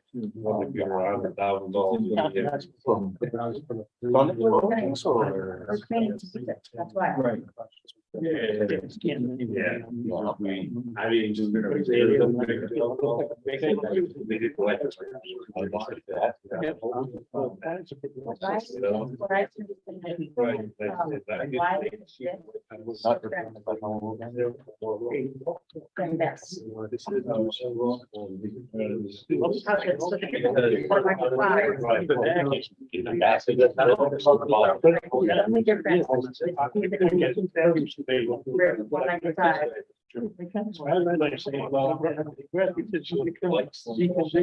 Yes.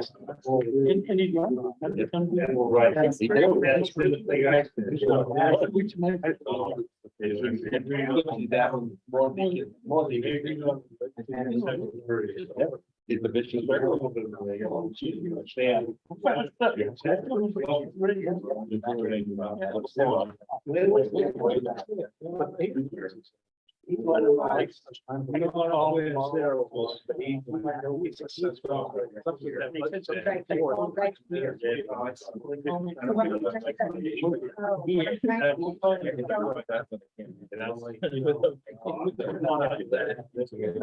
But I feel that it's all right. There's a difference, that the difference got into the state firm, At the end of it, Sarah tweaked it. because this all, Hey, Dave. Hey. it's all adds up. Go get some drinks? Sure. Can I have your credit card? Yes. I'll get you anything you want, bud. Just so I was on your team. Probably down there, and then they've got, now we've got a guy, people, I mean.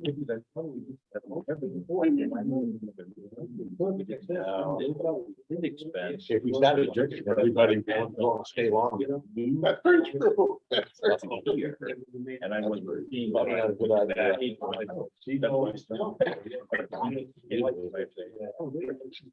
So. I think the element on the printed one, it's missing the, because this one doesn't. what's the difference? Yeah, because you've got the right number, the 734. Yeah, this is. 234, but up here, all we're doing is we missed it on the, it's that we, this got printed Yeah, before, before the final. it's just missing $20,000 on the expense side. Same thing. Which should be sitting over on 50,000 here. No. We only get Same thing. this line brings us back to Well, 3,000. okay,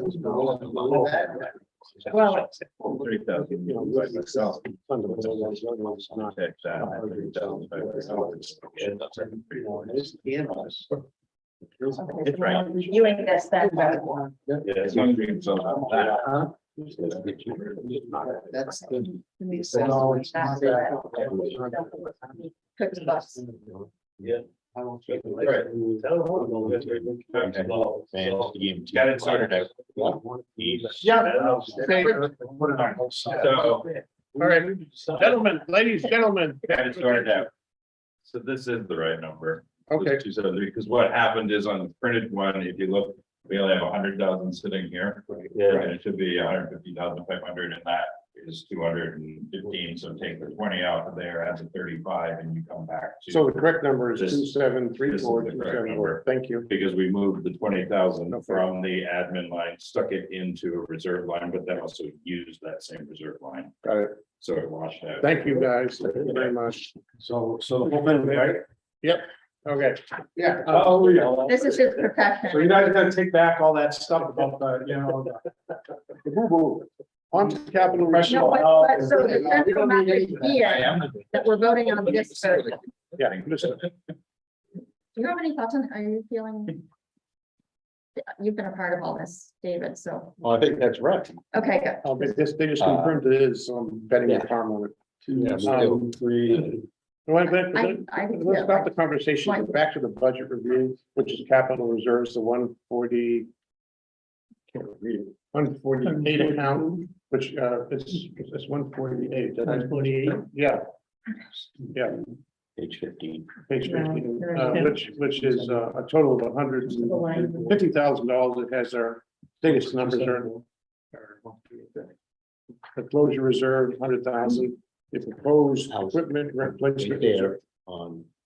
We're not supposed to talk. You know, if you- No, we let me really do just- need, but your version is wrong, so. I'm not talking about the version, I'm talking about, what you mean, my equipment reserve is wrong? I'm saying we're trying to make sure that what we're showing up here, because what we're gonna vote on is. Okay. It's 2734, yeah, I get it total, right. Does that affect the 148 account we're addressing here? No. Is that wrong too? No. Oh, then what are we stopping for? Because Get it right.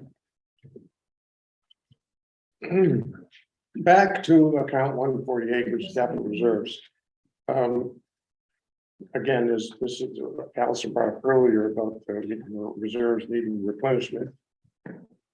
And it's at 30,500 currently is being put in this budget and for a total of 150, which is reflected in 2,734,274. To be clear. From my perspective, just a comment, I don't feel comfortable with that for an equipment replacement reserve, this level of facility. I think it's as much as 2 or 3 times low.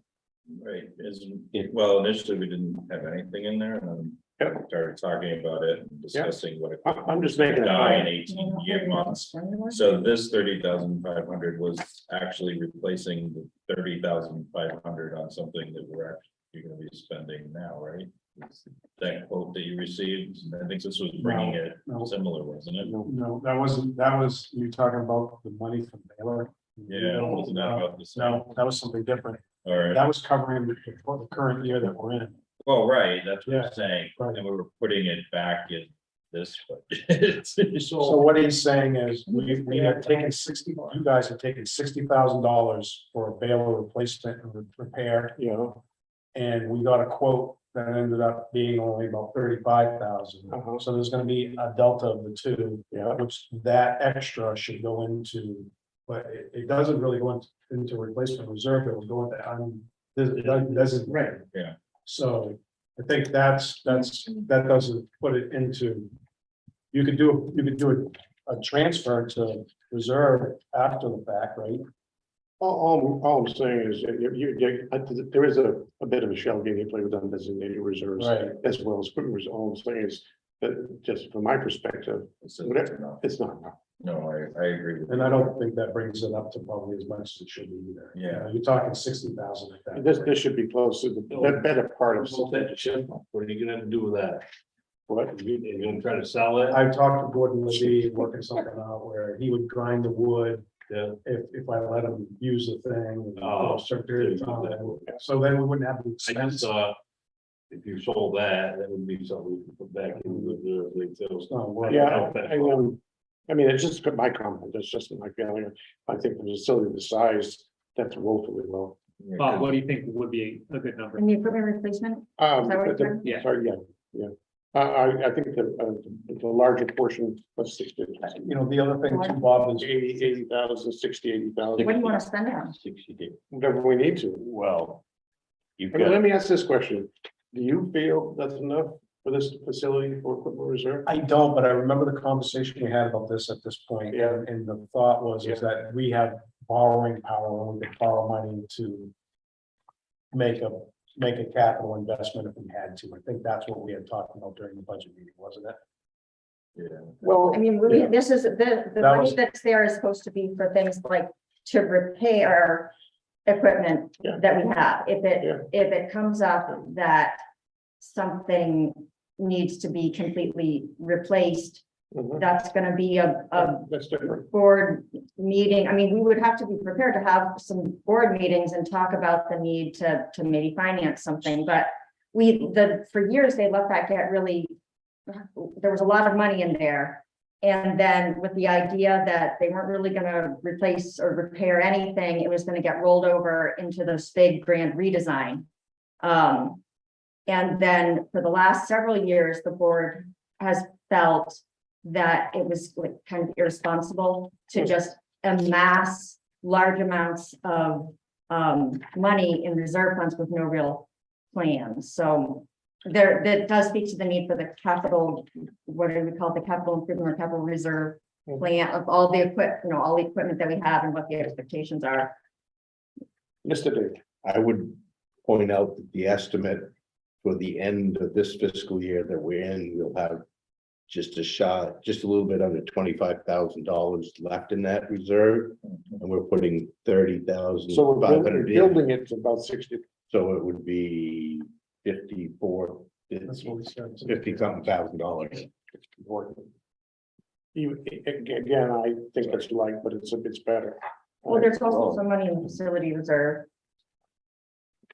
A lot of the big, I mean, sure, we can have as big of an insurance policy as we want, but the other thing is that a lot of the costs that could come up could potentially be landfill related or which would be, there's a case to be made sometimes for using closure funds for things that are gonna take the landfill into closure. And if we are getting 30,000 back, not back, but it's Spend less, $30,000 and less. it goes in the undesignated fund balance, and we have the ability to move that money, so there's another 30 that you can add to the. So that gets 54. you at 84. Hold on, where are we gonna spend 30 less? Remember the baler, The baler baler. replacement? No, but that's already accounted for, because if we truly spent what we budgeted, we would take that equipment, we'd take that reserve fund to zero. Yeah. We've already- Because you're under budgeted for leachate probably. You know, that's- Oh, I think well, what they're saying, it doesn't exist. Okay, well, Yeah, there's well, more of there's- a, we have 48, anticipated so- cost overruns in other areas that I don't think we're gonna be like adding lots of the Take unspent the fund balance. balance. Well, Unless, this like, is the we place felt- where, yeah, I agree. I think, but Dave, your point's well taken. It was probably more like $60,000 that we have. We could look at the to carry forward. But That was what we were it trying to seems, do. this brings me back to the whole iteration of the whole budget, which is where I think we do have $20,000 that we could apply here and build this up to what close to what it should be, which is about $90,000. And that would be to make the assessments flat and not for them. I personally don't believe that a $20,000 reduction in total for the assessments to the town is peanuts. You Well, want, that's are what you I'm saying you want it to go gonna down ask you, more? What section, percentage difference is that gonna make? It's noise, it's noise. Yeah, I mean, politically, perhaps the board believes that that's very important. I don't describe it. You're saying to not reduce it? right, yeah. No, but if, there are, well, I'm not saying, sorry, I didn't mean to phrase it that way, but That's fine. I do think it's important, if our goal is to continue to reduce it, that it's, Yeah, it but does, I mean, it does add up. If you wanna not reduce the assessment as much, I would argue that we should be trying to find ways to increase. Rather than asking taxpayers for more money, if you think the corporation needs more money, I'd like to find ways to increase Yeah. fees more. all I'm saying Rather is, than give up on the idea Yeah. of, I'd rather see the assessments go down more personally, rather than less. all right, what's your recommendation? To make it go down more. Charge people for recycling. What? Oh. My opinion in the long run is that we should be charging people for recycling, something small, Okay, why but we isn't, can't, why isn't that in this budget? that's, because I haven't convinced everybody else of my grand vision yet, but, You could close 1 day a week. yeah, I mean, we could charge, we should raise bag fees a little bit more. And we could. I'm addressing what I have presented to me, and that's all I know at this moment in time. All I'm saying is, I think that number is still too low. I think we need to increase it, and one easy way of doing it, from my perspective simplistically, was to hold the assessment flat. And it doesn't increase one dime to the taxpayers, and the amount of money they receive across the board for a $20,000 decrease is insulting. I feel that we should consider that. It's an idea. Yeah, I feel that we should consider that because I too feel that number is low. Mr. Kinney. I was just gonna suggest that perhaps the chair would work through the expenditure side of the budget. See where we end up, because you may add or subtract some other things as you Yeah. go. Point of order taken. And then look back at it and say, then have the philosophical discussion and make an I adjustment totally necessary at that time. Good idea, Mr. Kinney. We'll move on to, Did we already get to where there's the household hazardous waste thing? Did we, is well, we're on the last account I of think so. expenditures. Yeah, there any way that I can ask us to go back to that? Which item are you talking about? Right, 125-13. I Go back to that here. Forgot to bring this up during the finance Yeah, there was committee a note meeting. And then I was looking back at emails from Mike Martinez to the finance committee. This is the HHW day cost. Yeah, so currently we're just budgeting for 1 day, Mhm. one event, okay.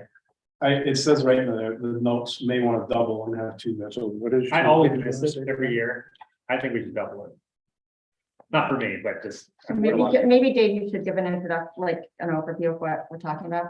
So we have a household hazardous waste collection day. That's where you can get rid of, things that are ignitable, toxically active. Yeah. And you can basically come in, the way it's worked is we pay for a portion of it and usually the customer pays for a portion of it. Last year, we had a cost of, I think it was $10,500. Yeah. So that's roughly our cost for 1 day event. So if we doubled it, it would be another $10,500 basically. Doubling it, why? To have a second event. Second day. Why, so We only have one per year. So you want to do two. there, it was like That's a what Allison- concert. Allison suggested. So Mike Martinez made this suggestion to the finance committee back in, I don't know, a couple of years ago. And for all the reasons that people get there like way ahead of time. They wait in line for a very long time. All right. The demand is really extreme, and people this year, a lot of people went through the facility and they were like, I want to come back. Yeah. It's still really expensive. I had a trash can full of stuff. I spent $125 or something.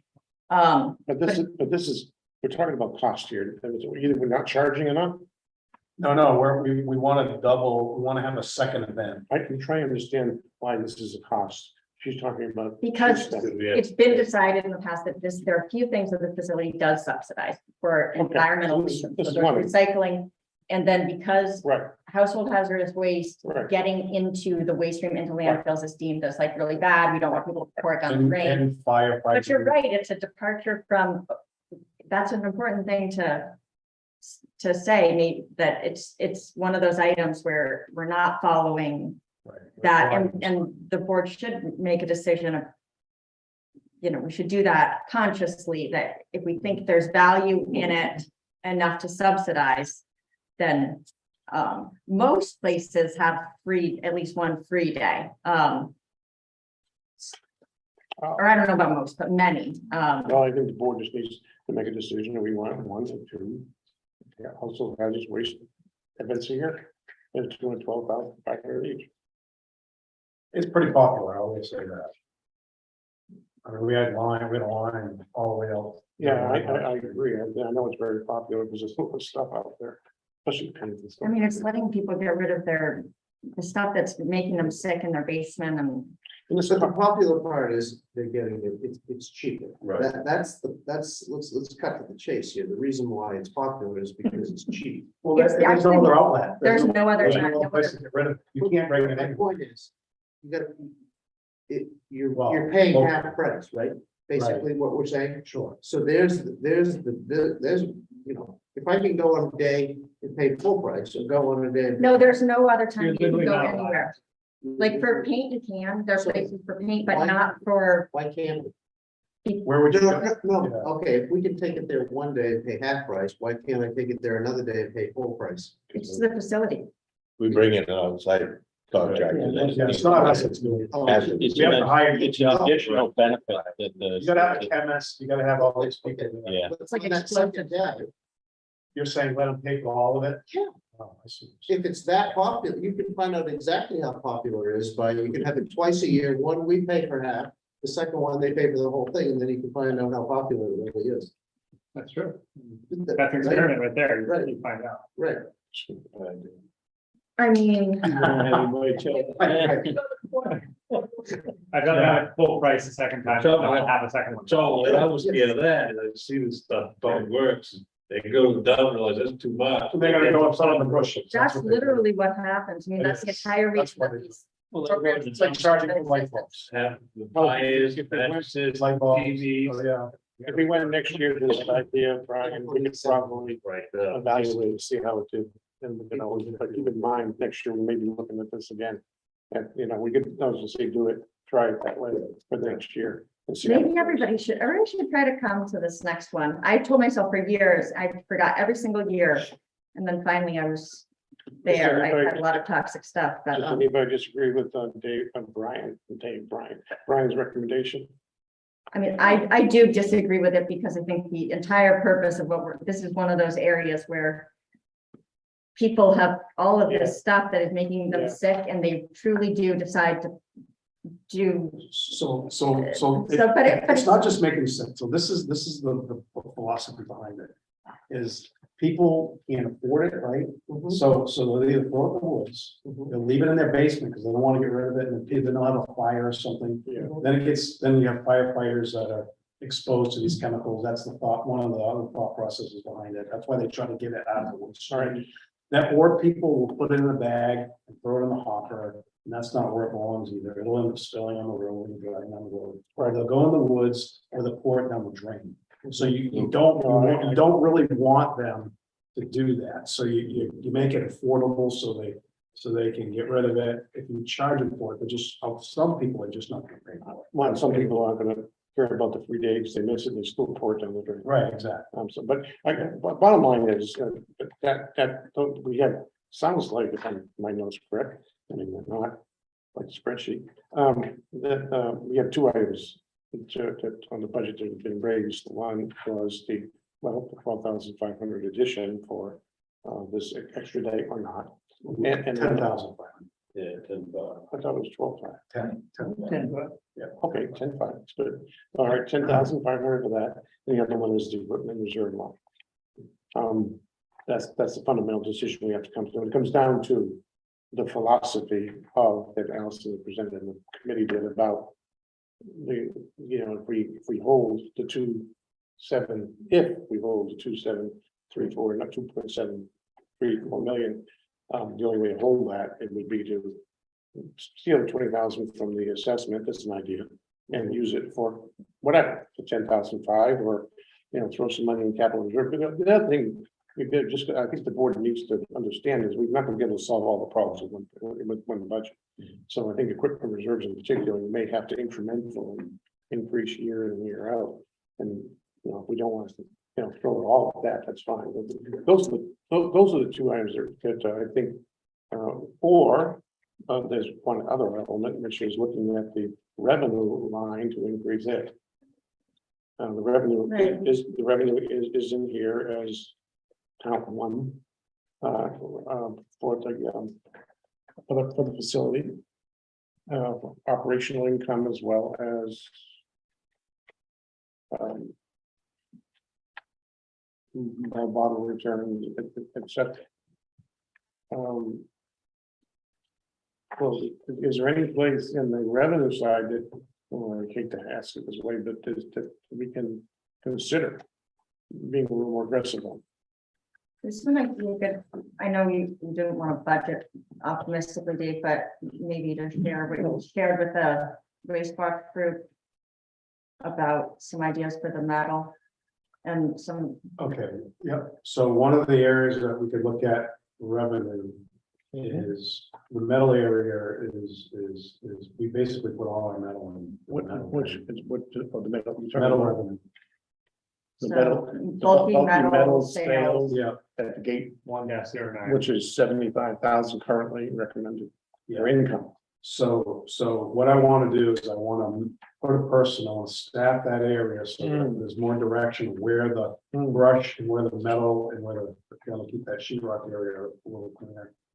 And I want somebody that can separate the metals in from copper, all of the different ferrous, non-ferrous metals. And then only put the light iron in the dumpster. That alone probably pick us up probably between $30,000 and $40,000 just doing that Annually. I didn't want to share that. I want to do it and see if I can do it. Well, we want to be careful not being too aggressive with it too. But there's so much upside to the biggest revenue increase or potential for revenue at this whole facility is soil and metal. Oh, that's a market that's solid. Yeah, so, and it doesn't take much, but there's been this long-standing this long-standing tradition, we'll call it.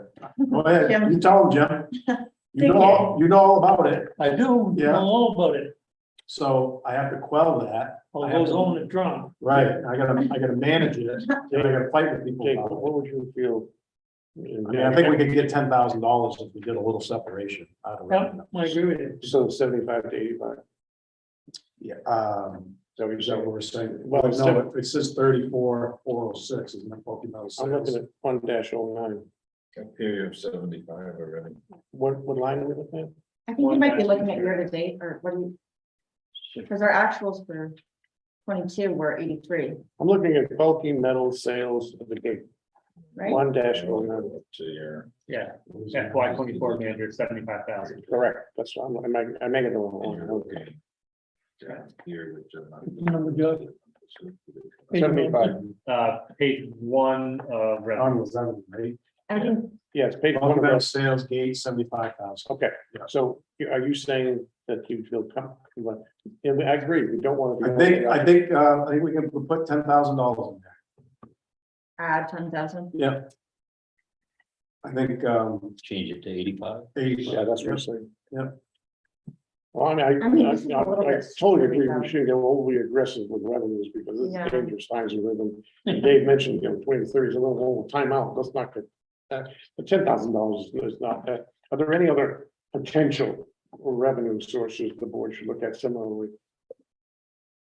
Old growth lumber from deconstructed buildings. Which one? Not just, I had to make me joke, I'm probably not gonna do that, but batteries, I mean, there's lots of opportunities there, and that's part of what That's part of metals, or no, that the the batteries. battery collection, we've been letting people take those, right? No, like, Well, It started in We just started doing The it. only- Actually, The only thing with batteries is unless you find someone that's gonna come get them, what's that? to maximize your revenue on the batteries, you've got to truck them to somebody.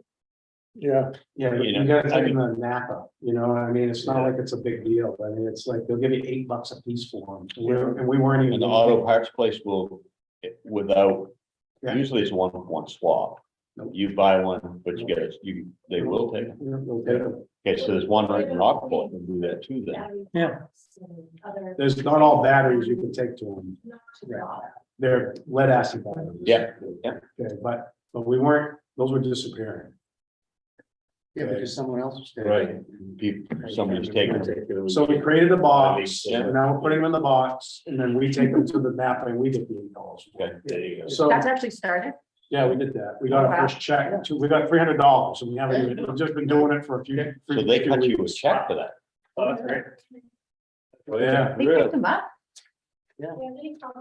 yeah, Thomas Recycling did that, but so we did that. Now listen, so you gotta have a refrigerator, right? You go in a refrigerator after you vamp it, you take the motor out. $6, every one of those. We've been throwing those in on metal. Doesn't take long before you get a bunch of those, because I don't even know how many refrigerators we go through. I don't know, but it's a lot, it's a lot. You add that, multiply that times 6, you're gonna have a big number. Doesn't take long. But No, this is the biggest upside to the whole facility. If we put some effort into this and sort it, when I worked at the shipyard, we made $100,000 a year in scrap, okay? And what we did was, we didn't throw everything in a bin. We had tables, we dumped all the metal on the table, we sorted Inconel, Monel, copper, nickel, and the money, you can get 10 pounds of one thing and it can be worth $100. You know what I mean? But we're putting it all in the brimmer again. All right. Why, that was interesting. Why are you It's something else? very interesting, right? Trying to get at the bottom line. now get it. Sorry. So I'm working on it. Good. So anyway, 10,000, great. That's every penny helps. So fundamentally, we have, if we have that, again, the decision on the 10,000 for another HHW day, right? So That's if we're, How about we if we're raise the money doubling the for, HHW day, then we need to go from 4 to 8. On that one, line 4 to 8. 14, Say what? on line 114, we have HHW day unit fees of 4,000, so if we're doing it twice, would that be 8,000? Which? no, unfortunately, there's like a setup fee and, right? What But this is the revenue what, side. what page? you- Oh, sorry. Same page, Oh, one yeah, dash. you're One dash. really good at this. Thank you. Okay. I was Yeah, I mean, if reading- we're gonna do two, if we're gonna do 2 days and. Correct. 21,000, then we would need to take this 4 and make it 8. Yeah. I mean, that would be the theory. So are you updating this, gonna update the spreadsheet as for like, I just updated the five. Let's just make a decision what we're doing, and we'll have to do a spreadsheet. But to Eric's question, what line are you looking at? I'm sorry. 1-14. Yeah, 1-14. On the, just above the recycling. Yeah, I see it. So that's It's what, right, because we're $1,000. assuming it also increase. If we're doing double. then it's gonna go to 8. make it 8. Yeah, but we gotta go to the other side and double that. So the net, Right, and then the double. well, the net expense would be 6,500. Yeah, right, but I mean, if we're gonna double the other side, I want to make sure we double the revenue. Right. side. You're good at this, yeah, that, So household hazardous waste cost. Well, It's a wash. if we decide we want to do that. Yeah, Yeah, correct. So to speak. yeah, It's not a wash, It's is it? not It's a just, reversal. it just helps a little bit. well, in total, if we were to hold this. I get the total. Yeah, no, well, I'm total, but I'm looking at, trying to make it simplistic. If we want to, if the objective is to keep the budget where we are. We have a couple of potentials. We have 10,000 to add to the number that Dave mentioned for that. We have $21,470 if we keep the assessment high. So in total, we would net it $31,470 to either put into the 2 items we talked about in whatever proportion, the HHW or the equipment reserve. It's a decision you have to make. Or neither. Or, you know, we can, I'm obviously kind of fixated on keeping the assessment flat, Yeah. and we don't have to do that either, but I think $21,470, I'm sorry, my personal opinion, me only, is that's noise. Yeah, it's just that, but it, basically, when we leave it flat, we're also, it feels a little bit like giving up. If the board's goal is to move in the direction of continuing to make it more user fee based, but I'm not, it's not a hill I'm gonna. Right, that's what we, It's all, I feel it's always the goal of the board, but we're in different he is times. not responsible at this moment because of our reserves. Right, I Yeah. think if we can keep it flat with everything that's going on, it's pretty good. They told me. I think It's a straight face thing. If you can pass the straight face test by saying this is flat, it didn't increase. Right. Well, it's gonna be mad. Which is No one's gonna be mad. It's more poignant than Well, they saying, value that. it's more poignant than saying to a resident of one of our 4 towns, you say $15 when you get 60 cents on your taxes because we saved $21,470 across 4 towns. Yeah, I get it. Yeah. I mean, if you know. But we did the same thing last year and, you know. it- Well, but to Kern's point, Yeah, I we're agree. said, we're in a period where it's scary. We're working on our budget and other towns are, and there's scary stuff out there. It ain't going down. But we also have to keep in mind, we gotta run the place. Yeah. We've got to run the place, and as hard as a conversation it may be, it's like, yeah, you know, something, the bag fees did go up, and there's a reason for that. You know, but the money that we need from the towns didn't. It's, you Yeah, know, which cannot be said about like anything else. You know, really, for- and the County's just- not doing that. yeah, Sorry, well. just like, you know, we see all the assessments that are coming into the towns, it's like. The county's going up, there are very The few county things. budget was decided by 2 people this year. What do you mean? Is it every year? 2 people. Right. No, No, it was. they, It was. It they was. disregarded the whole budget committee process, the budget committee's recommendation. You're right. 2 out of the 3 showed up to vote. They had their own agenda. Yep. And 2 people decided were, and we Oh, just the had this, commissioners? we just had this Yeah. discussion the other night in our budget. You're not allowed We to do need that. to, all we the need to make some sort of change Yeah. in the way the county budget is decided, because there's no checks and, there's no. There's 5 commissioners. Well, but there's no circuit breaker because it just gets passed on to the towns and we can't reject it. We just have to accept it and it gets just kind of melded into our municipal budget. Oh, yeah, There's but we have to no- elect better people, it's our responsibility to. Yeah, but 2 people shouldn't be able to No, that- I decide where, agree. where millions of dollars go. It's out of. And nobody can do anything about it. They could have picked any number they wanted. And there's nothing, anybody in the towns of Knox County knew about it. The Nothing. budget Zero. committee in the past has been able to I overrule don't know who the- a majority I of the wouldn't budget know the committee details can. of my first time is what No, they- talk about- Change state law. I mean, They- it's they- all county He government. said it's the most disgusted he's ever been in dealing with any type of budget. or anything. I've been so angry watching the budget committee meetings though too. The whole county system is just really not good. But we should, and you have to change this from, there has to be something changed at the We do need a legislature level. charter change for the county. No, it has to happen actually at the state level. We had Samantha Mank look it up. Yeah. And so we need to have something, so the county budget, when we go to vote at the polls, is a separate entity when it's voted on separate. Would be the only way that you can, you know, Like the because school then board. then the voters decide if they want to support that or not 2 people. It makes way. I know, but we also just need to work at electing people that are gonna do what, you know, because I know I'm guilty of it. It's like, oh, shoot, it's time to vote on county commissioners again. We should have tried to encourage somebody to run, but nobody remembers it's important. And then one person writes like to the budget committee. Time out. Little offset. Correction. The HHW, what is, I correct me if I'm wrong, 12,000. I was gonna bring that up. It's 12,500, not 10, it's 10,500. Well, I thought you had a way for the second one to be cheaper. I was just like, oh, right. There's like, The detail says it's 10,500 and then there's 2,000 for something else. Well, what I did was I took the actuals because I knew what the costs were for the year, and that's what I used. for the right, it budget. depends how many people come. Right, That's a problem. So many people keep coming too. so it's 12,500 based off last year. All right. All right, So if we double 12. Yeah, the units are like, it's 25. it's really upsetting when you actually do it. Well, the net Pay so much. the net is 12,500. What's The that? net, I'm trying to work with net. The net is 12,500, not What'd you 10,500, say? right? Right, yeah. What I think. Ask if the We have- Rotary Club we have- give us a grant for that or something. We have too. 21,000, if we hold the assessment flat, my math is correct. It's $21,470 of increased, well, basically income, okay?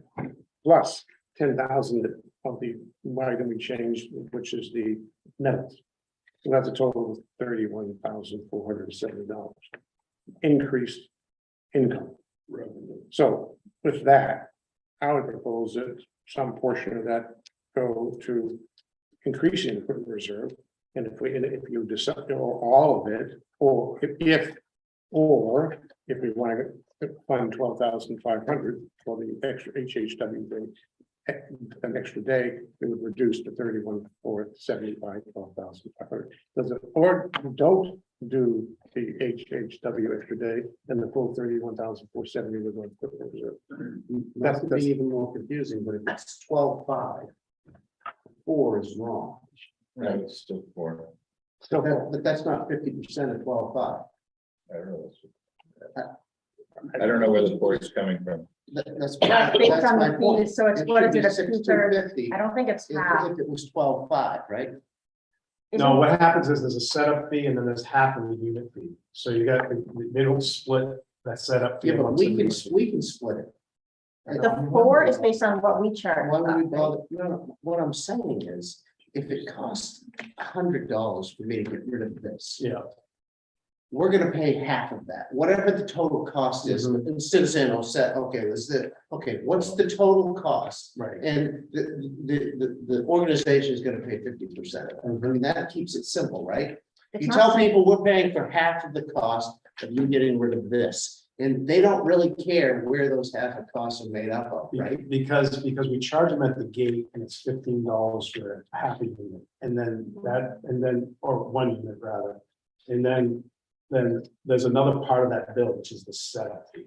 And we don't add the cost of that setup fee into that $15. He's saying that we should, but I think what I would be know, complicated. I'm saying we um, should. You're saying But so we it should- would get, I think where it would get complicated is and it's kind of like the bag fees, like charging $288 Right. for a bag. It's not around. So, you know, but we could make the fee, the round number fee closer to the actual half. It's just, we don't want to have to tell, you're trying to do math quickly in your head when you're Yeah, charging we're- people, but I I think we're trying to force this extra HHW day in, and I think it's a long time. I think we should take the 30, keep it simple, take the 31,470 from the which is a total, by the way, of the 10,000 plus the 21,000 from the and apply that to reserve it. I agree. Yeah, I think that's fine. I think we could possibly find another I would funding. make a source. motion to do that. Yeah, I'll second it. but how about we also like, would it be, Really? I have a motion made and seconded. Any discussion? could we All continue those in to, favor? He yeah, was trying to discuss. Discuss it.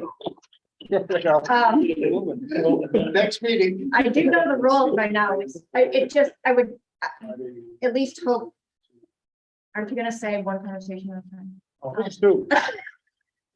Dave, Eric Esses is the director. He's going to vote in it. Go ahead, Al. It's just that There you go.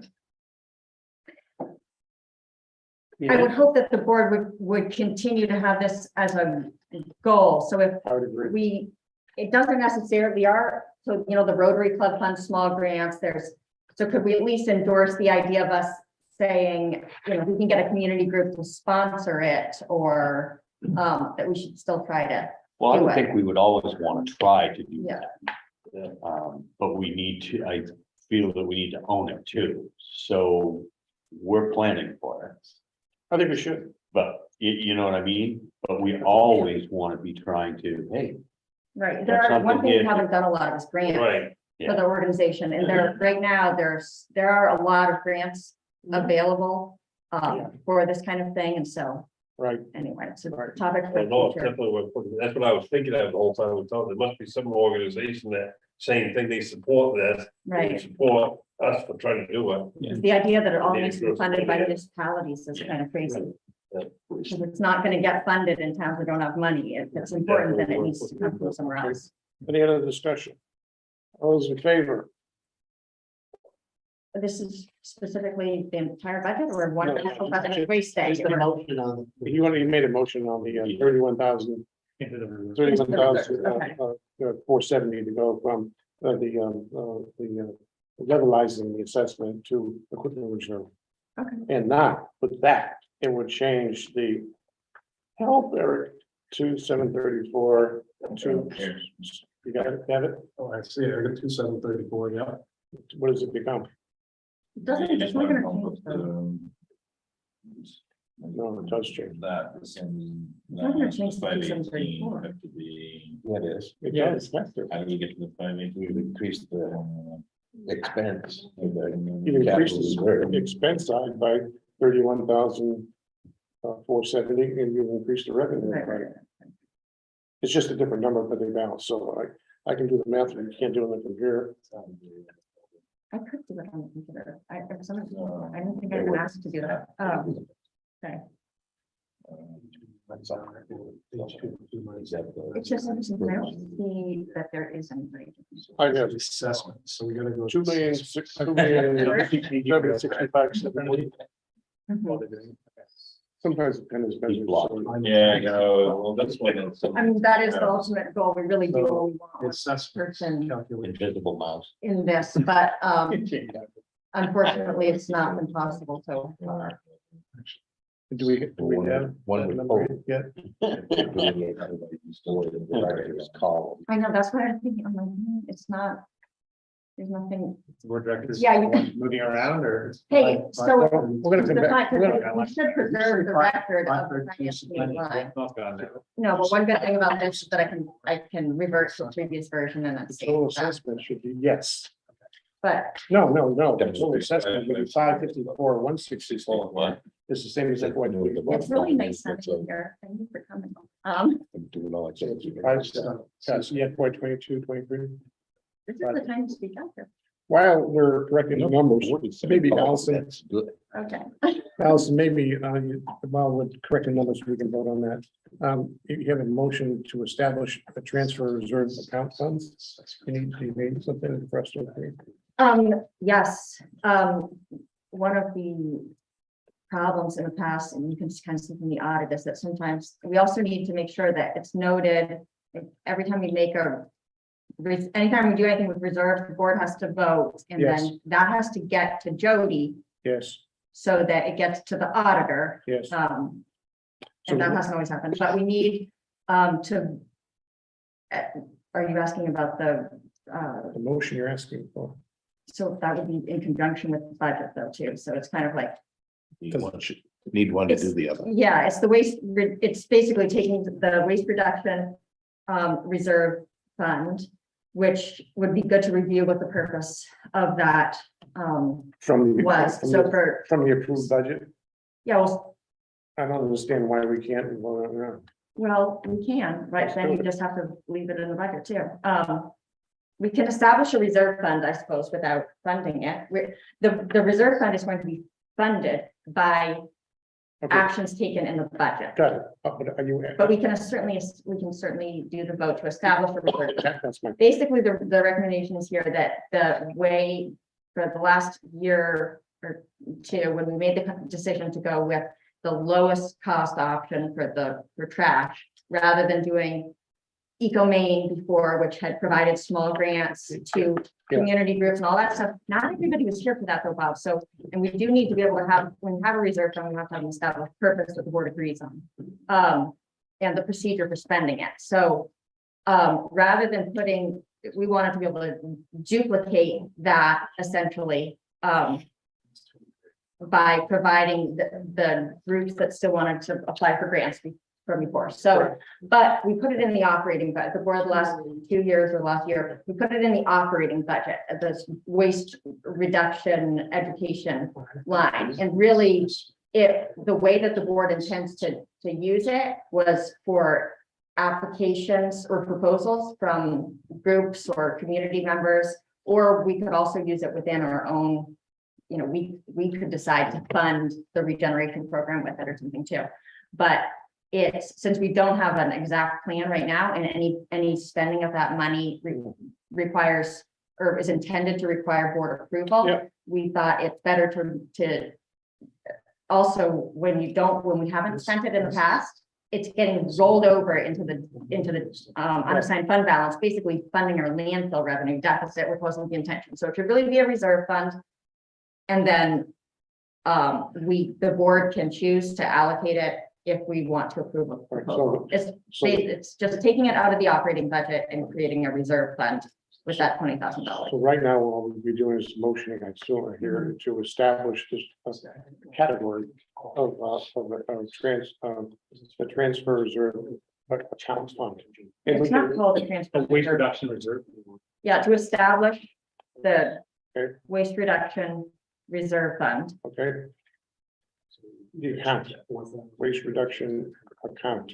Is it called an account or a fund? I think it's Oh, a the fund. reserve fund. Waste It's a reserve, it's a reserve fund. Yeah, it's just like how we established a couple years ago, we established the facility And improvement. then we can, into the fiscal year, we can allocate from the budget, what we want to do. what we Yeah, want to so do. like the guy from the high school, from the hatchery program that came and give us that presentation. Yes, I think the thought here for this year, Dave was working on something, we could be using it to fund that regeneration program, for example, like that salary. the question is, why are you doing it now? Why couldn't we do it like, Because we're budgeting for it. we're budgeting for it? In the FY 24 budget, you, Oh, I see. under reserves, you putting. We don't want it to be in the operating budget anymore. $20,000. So We're just moving it to a reserve account. Exactly. That's all we're doing. That way, at the end of the year, if it doesn't get spent, it doesn't get invested. Go to the Right. resident fund, and then you start all over. Exactly. So then you can keep a running tab on, okay, this is what's still in the reserve. We need to Yeah, I add guess more. so. Are we putting too much in it? And then after a year or 2 or 3, we know, Yeah, okay, that's this fine. is what we spend on an annual basis. I mean, if it doesn't get, maybe when we have to choose our next waste contract or something, we'll say, well, we're gonna choose this option. It costs a little bit more and Okay. we're gonna decide to use that fund to help it or whatever. It's what the board is gonna decide is a reasonable use of that fund for the purpose of general waste reduction. And it's with the savings from not going to Portland to that incinerator anymore. Well, I move that we make I move that we create a waste reduction reserve fund, and fund it to the amount of $20,000 in the FY 24 budget.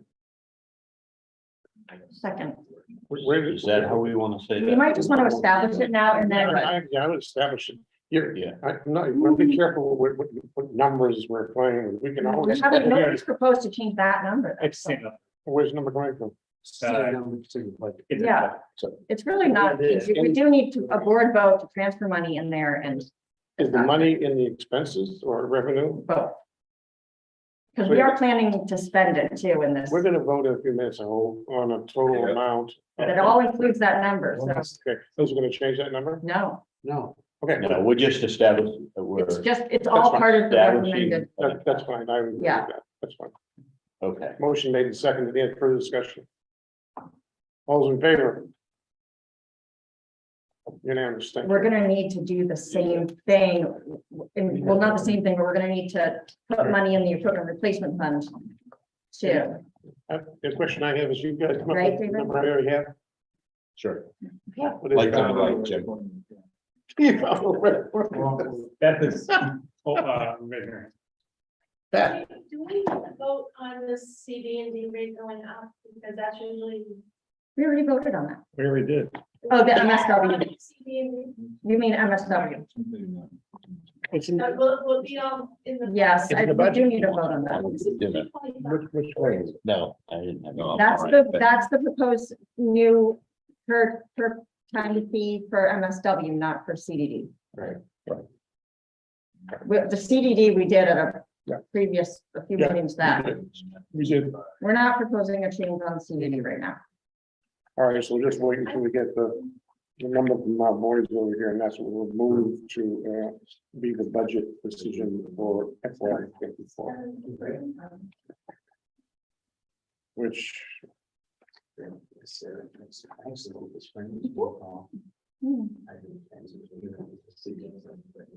hours later. In Sarah. So the only thing we're changing from the budget that we were given is increasing the assessment to what it was last year, and that's what we have. And taking the difference and putting it in the equipment replacement. Yeah. Yep, that's Okay, it. that's it, okay. It changes the numbers, but no, it's, you know, it's not the 2.7 and all, but I'm trying to figure out what that is. I think. I left the room. What? One dash. Most like. 1-02. Which Josh, I think it makes sense. On the expenses, can you? 27657. All right, That's what I'm correct. What they're trying to do. We are currently at 200. that's the first time fee for MSW.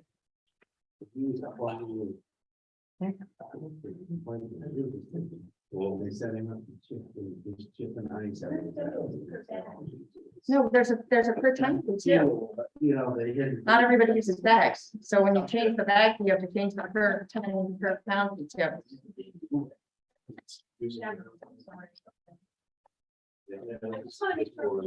Oh, no, That's fine. Jeff. It's, you know what, you know, part of this is when you work on it, when it's on the online version, it's just. I don't know about that. Well, You can, you know what? Almost. We don't have to. We they're actually really good students, that are. that number. And then adding. That's what. Ladies, gentlemen, I have a proposal. There is a dry system. Guys, there's complication with the spreadsheet. I think that what the board can do is approve the budget as presented to us in our packet No, with two revisions. sorry. With two revisions. One is that the assessment will be made flat at the 254 number from the previous year, and that money will be applied to the equipment reserve, and that's it. That motion will cover us for the approval of the budget. I mean, it's nice to have the exact number, which is 2,765,744. Yes, that is correct. I knew it was. I'm sorry. That is the number I I can. don't understand. 65. Are you working? 2 million. No, it's 2,765, 7, right? Okay, so we'll just use It's that. frozen, but yes, that. I think it's 2755. I memorize numbers very easily. Yeah, I know, I'm impressed. All right, then we keep it simple. I'm asking for a motion to approve the budget with the, from what was posted to make those two changes, and for a total of $2,765,744. So moved. Seconded? And that leaves a flat assessment. Yeah, It does. and the quality to that motion is required that it's reflective of the assessment being flat and the money, the delta being used to fund the equipment. Any other discussion? All those in favor? Whoopee! Good job. How much are we putting in the equipment replacement reserve? How much are we? It ended up being, 31,470. but it ended up being 61,000. Yeah. When I was done, Yeah, 61,970. just they had the total number, I'm not worried about that part. Yeah, 61,970 going to the equipment reserve now. Are you guys working in the board column or in the finance? No, we're actually working in the manager column because that's where the formulas are, and I'm trying to work the formulas through. So the latest spreadsheet was set up. I- Remember. Yeah, I'm gonna have The you keep assessment talking. tab. I'm gonna ask for a motion to adjourn. Yeah, so I had to go That's a back to the problem. manager tab. Prompt, Jim, motion to adjourn. I second. Any further discussion? Yes, I have discussion. Hold on, we're not stopping that quickly. Before we end, I just want to say, Sure. I think we should meet a lot more often, like once a month. We have the, in the manager report, there was gonna be, Who's gonna come talk to us? The auditor. Auditor. Yeah, Bill Brewer, yeah, or his son. They can rate. We'll probably do that in March. Just in March. Oh, I'm sorry, there is this, on Friday, there is a meeting with Camden National Wealth Management. In the past, it's been something that the finance committee has done, so that they have our investments, funds, the closure funds. And there's a investment policy and all of that stuff. It's been a little while since we've done an update from them. I know already, I think John, David, are you able to come to that? No. Friday at 11? Yes, a couple finance committee members aren't able to go, but it would be, I figured it would be a fine thing for any board member to attend who wanted to. It's at 11 o'clock on Friday. Camden National Wealth Management, one of their, it's gonna be over here in one of their rooms. So if you want to, anybody that wants to come to that, I don't think it's gonna be. Like, there's no, it's only an update from them on how our, how everything is going. But if anybody wants to come to that, just send me an email Friday at Thank you. 11 Thank you. a.m.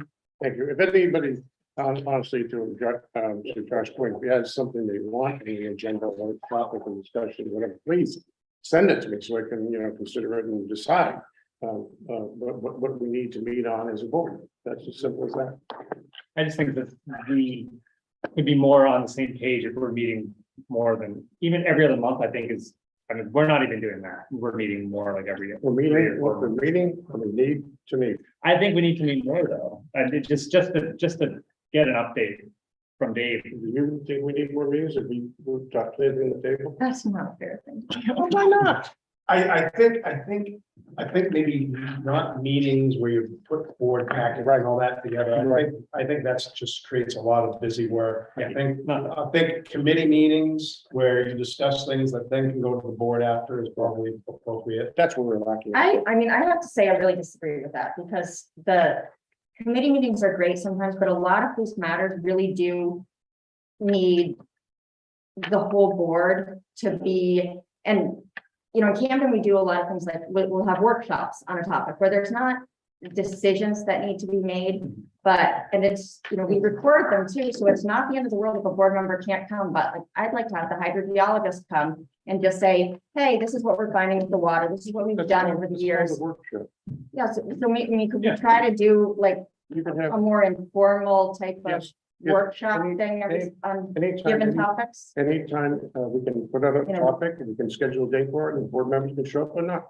I think if we have more workshops and then out of those workshops, if they generate action items that need board decisions, we have more board meetings. Yes. I think That makes sense. that's what I was saying. Yeah, that makes sense. But like just us getting together and talking about things like, if we only talk about things when we're ready and required to do something about it, sometimes that's not enough time to process all of the different, like the water thing with the, with the leachate that we're talking about, or the metal, or, We can, not everybody has to come to everything, but why do we have committees? I mean, I think we're saying the same thing, Allison. I mean, some topics are such, we have like a fight about who's going to be on the strategic and capital planning committee, because there's a high level of interest. And sometimes when you have things that just go to committees, when there's an interest from the whole board, it just creates, first of all, it creates more work for a manager who has to go over it all with a committee, and then the rest of the board isn't, might actually be interested enough that they want to talk about it Yeah.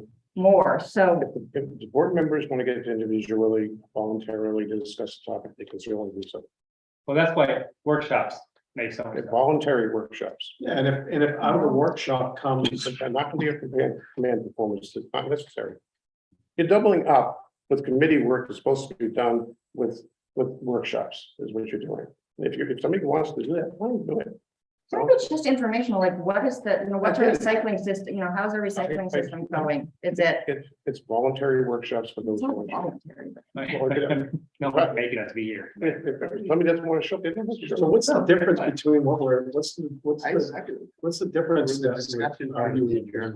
Well, the topic came up about like having more meetings, my mind, and more board meetings, and that I flinch against. I just mean the board coming together and getting updates on how it's going at the transportation and staying on the same page on all the intricacies of Yeah, what's happening. That's all. Things we might want to have on our radar so that when we're in a, because what has happened in the past with this board is when we had to make an important decision, the base level of knowledge hasn't been high enough to be able to make good decisions. Because we're like, are we gonna go to the landfill or the incinerator? And we have to learn what each of those things are. And the bottom line is to me, from my perspective personally, I fundamentally disagree. I believe boards are setting policy.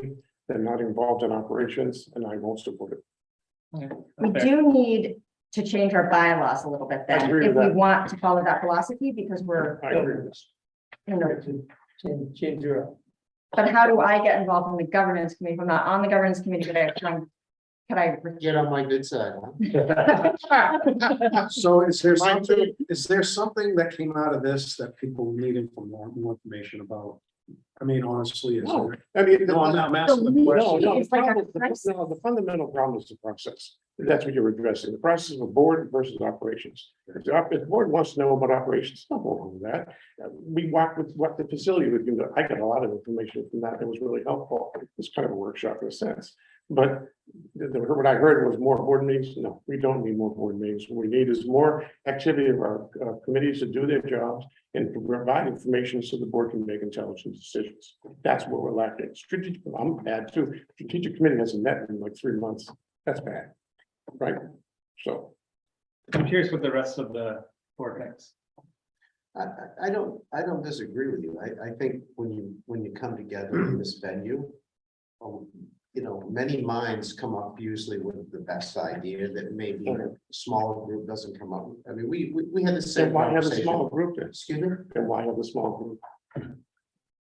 It depends on the topic. I think there are things that the board would You know, confer to a smaller committee when it Bottom makes line, sense, but. is the board supporting this option? I don't think I'm this. fine with that. I mean, if we don't have enough stuff on the agenda to have a board meeting, then you know, like how you've been doing it, we got stuff to do, we need. Yeah, I see, I don't. I wanna see, The only thing, Well, committee- maybe, I know this puts on the day.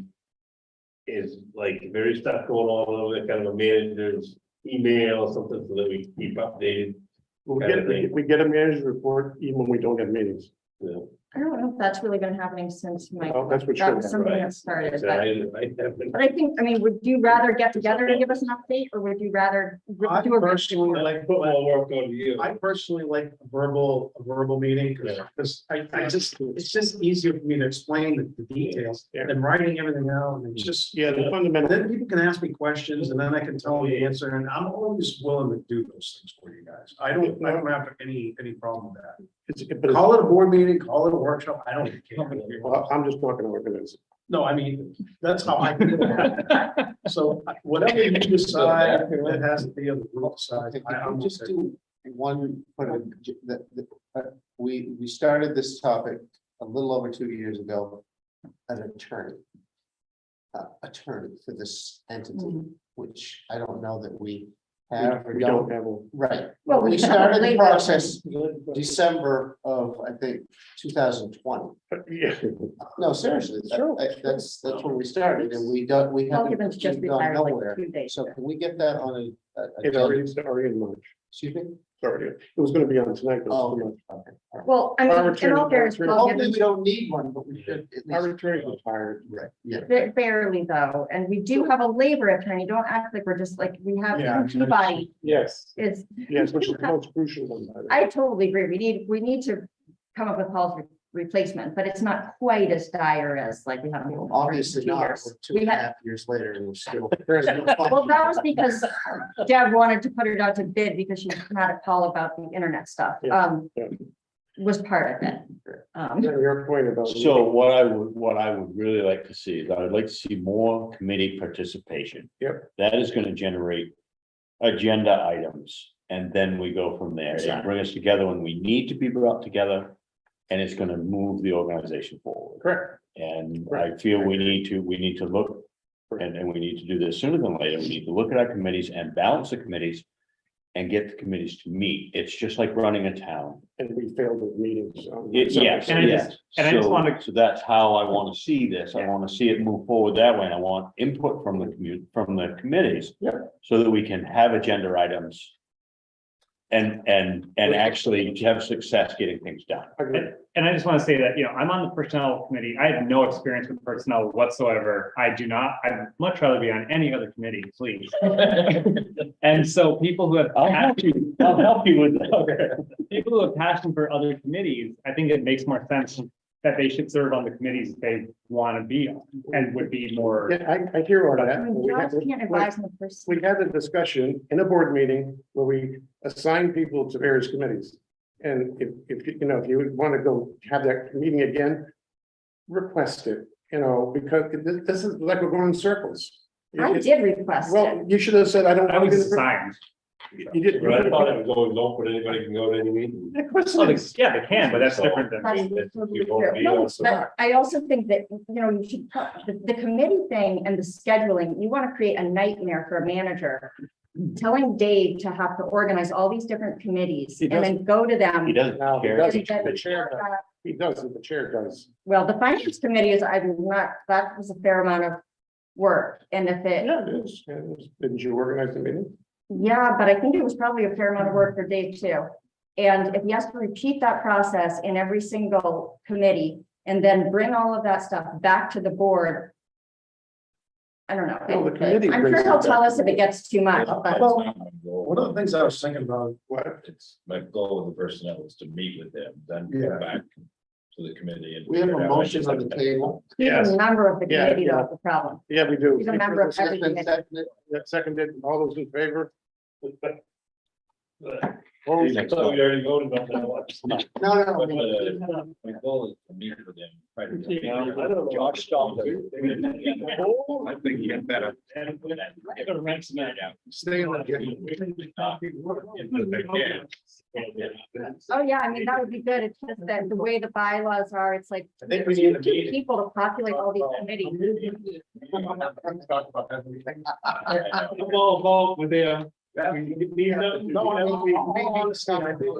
need to talk about, like, to talk about the overarching things you want to have meetings. I don't want to, I think What about it. happened? I'm not kidding. Yeah. That's bullshit. Come on.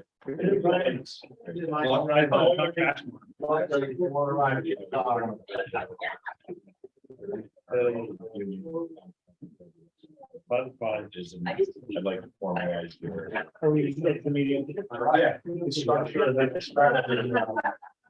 No. The guy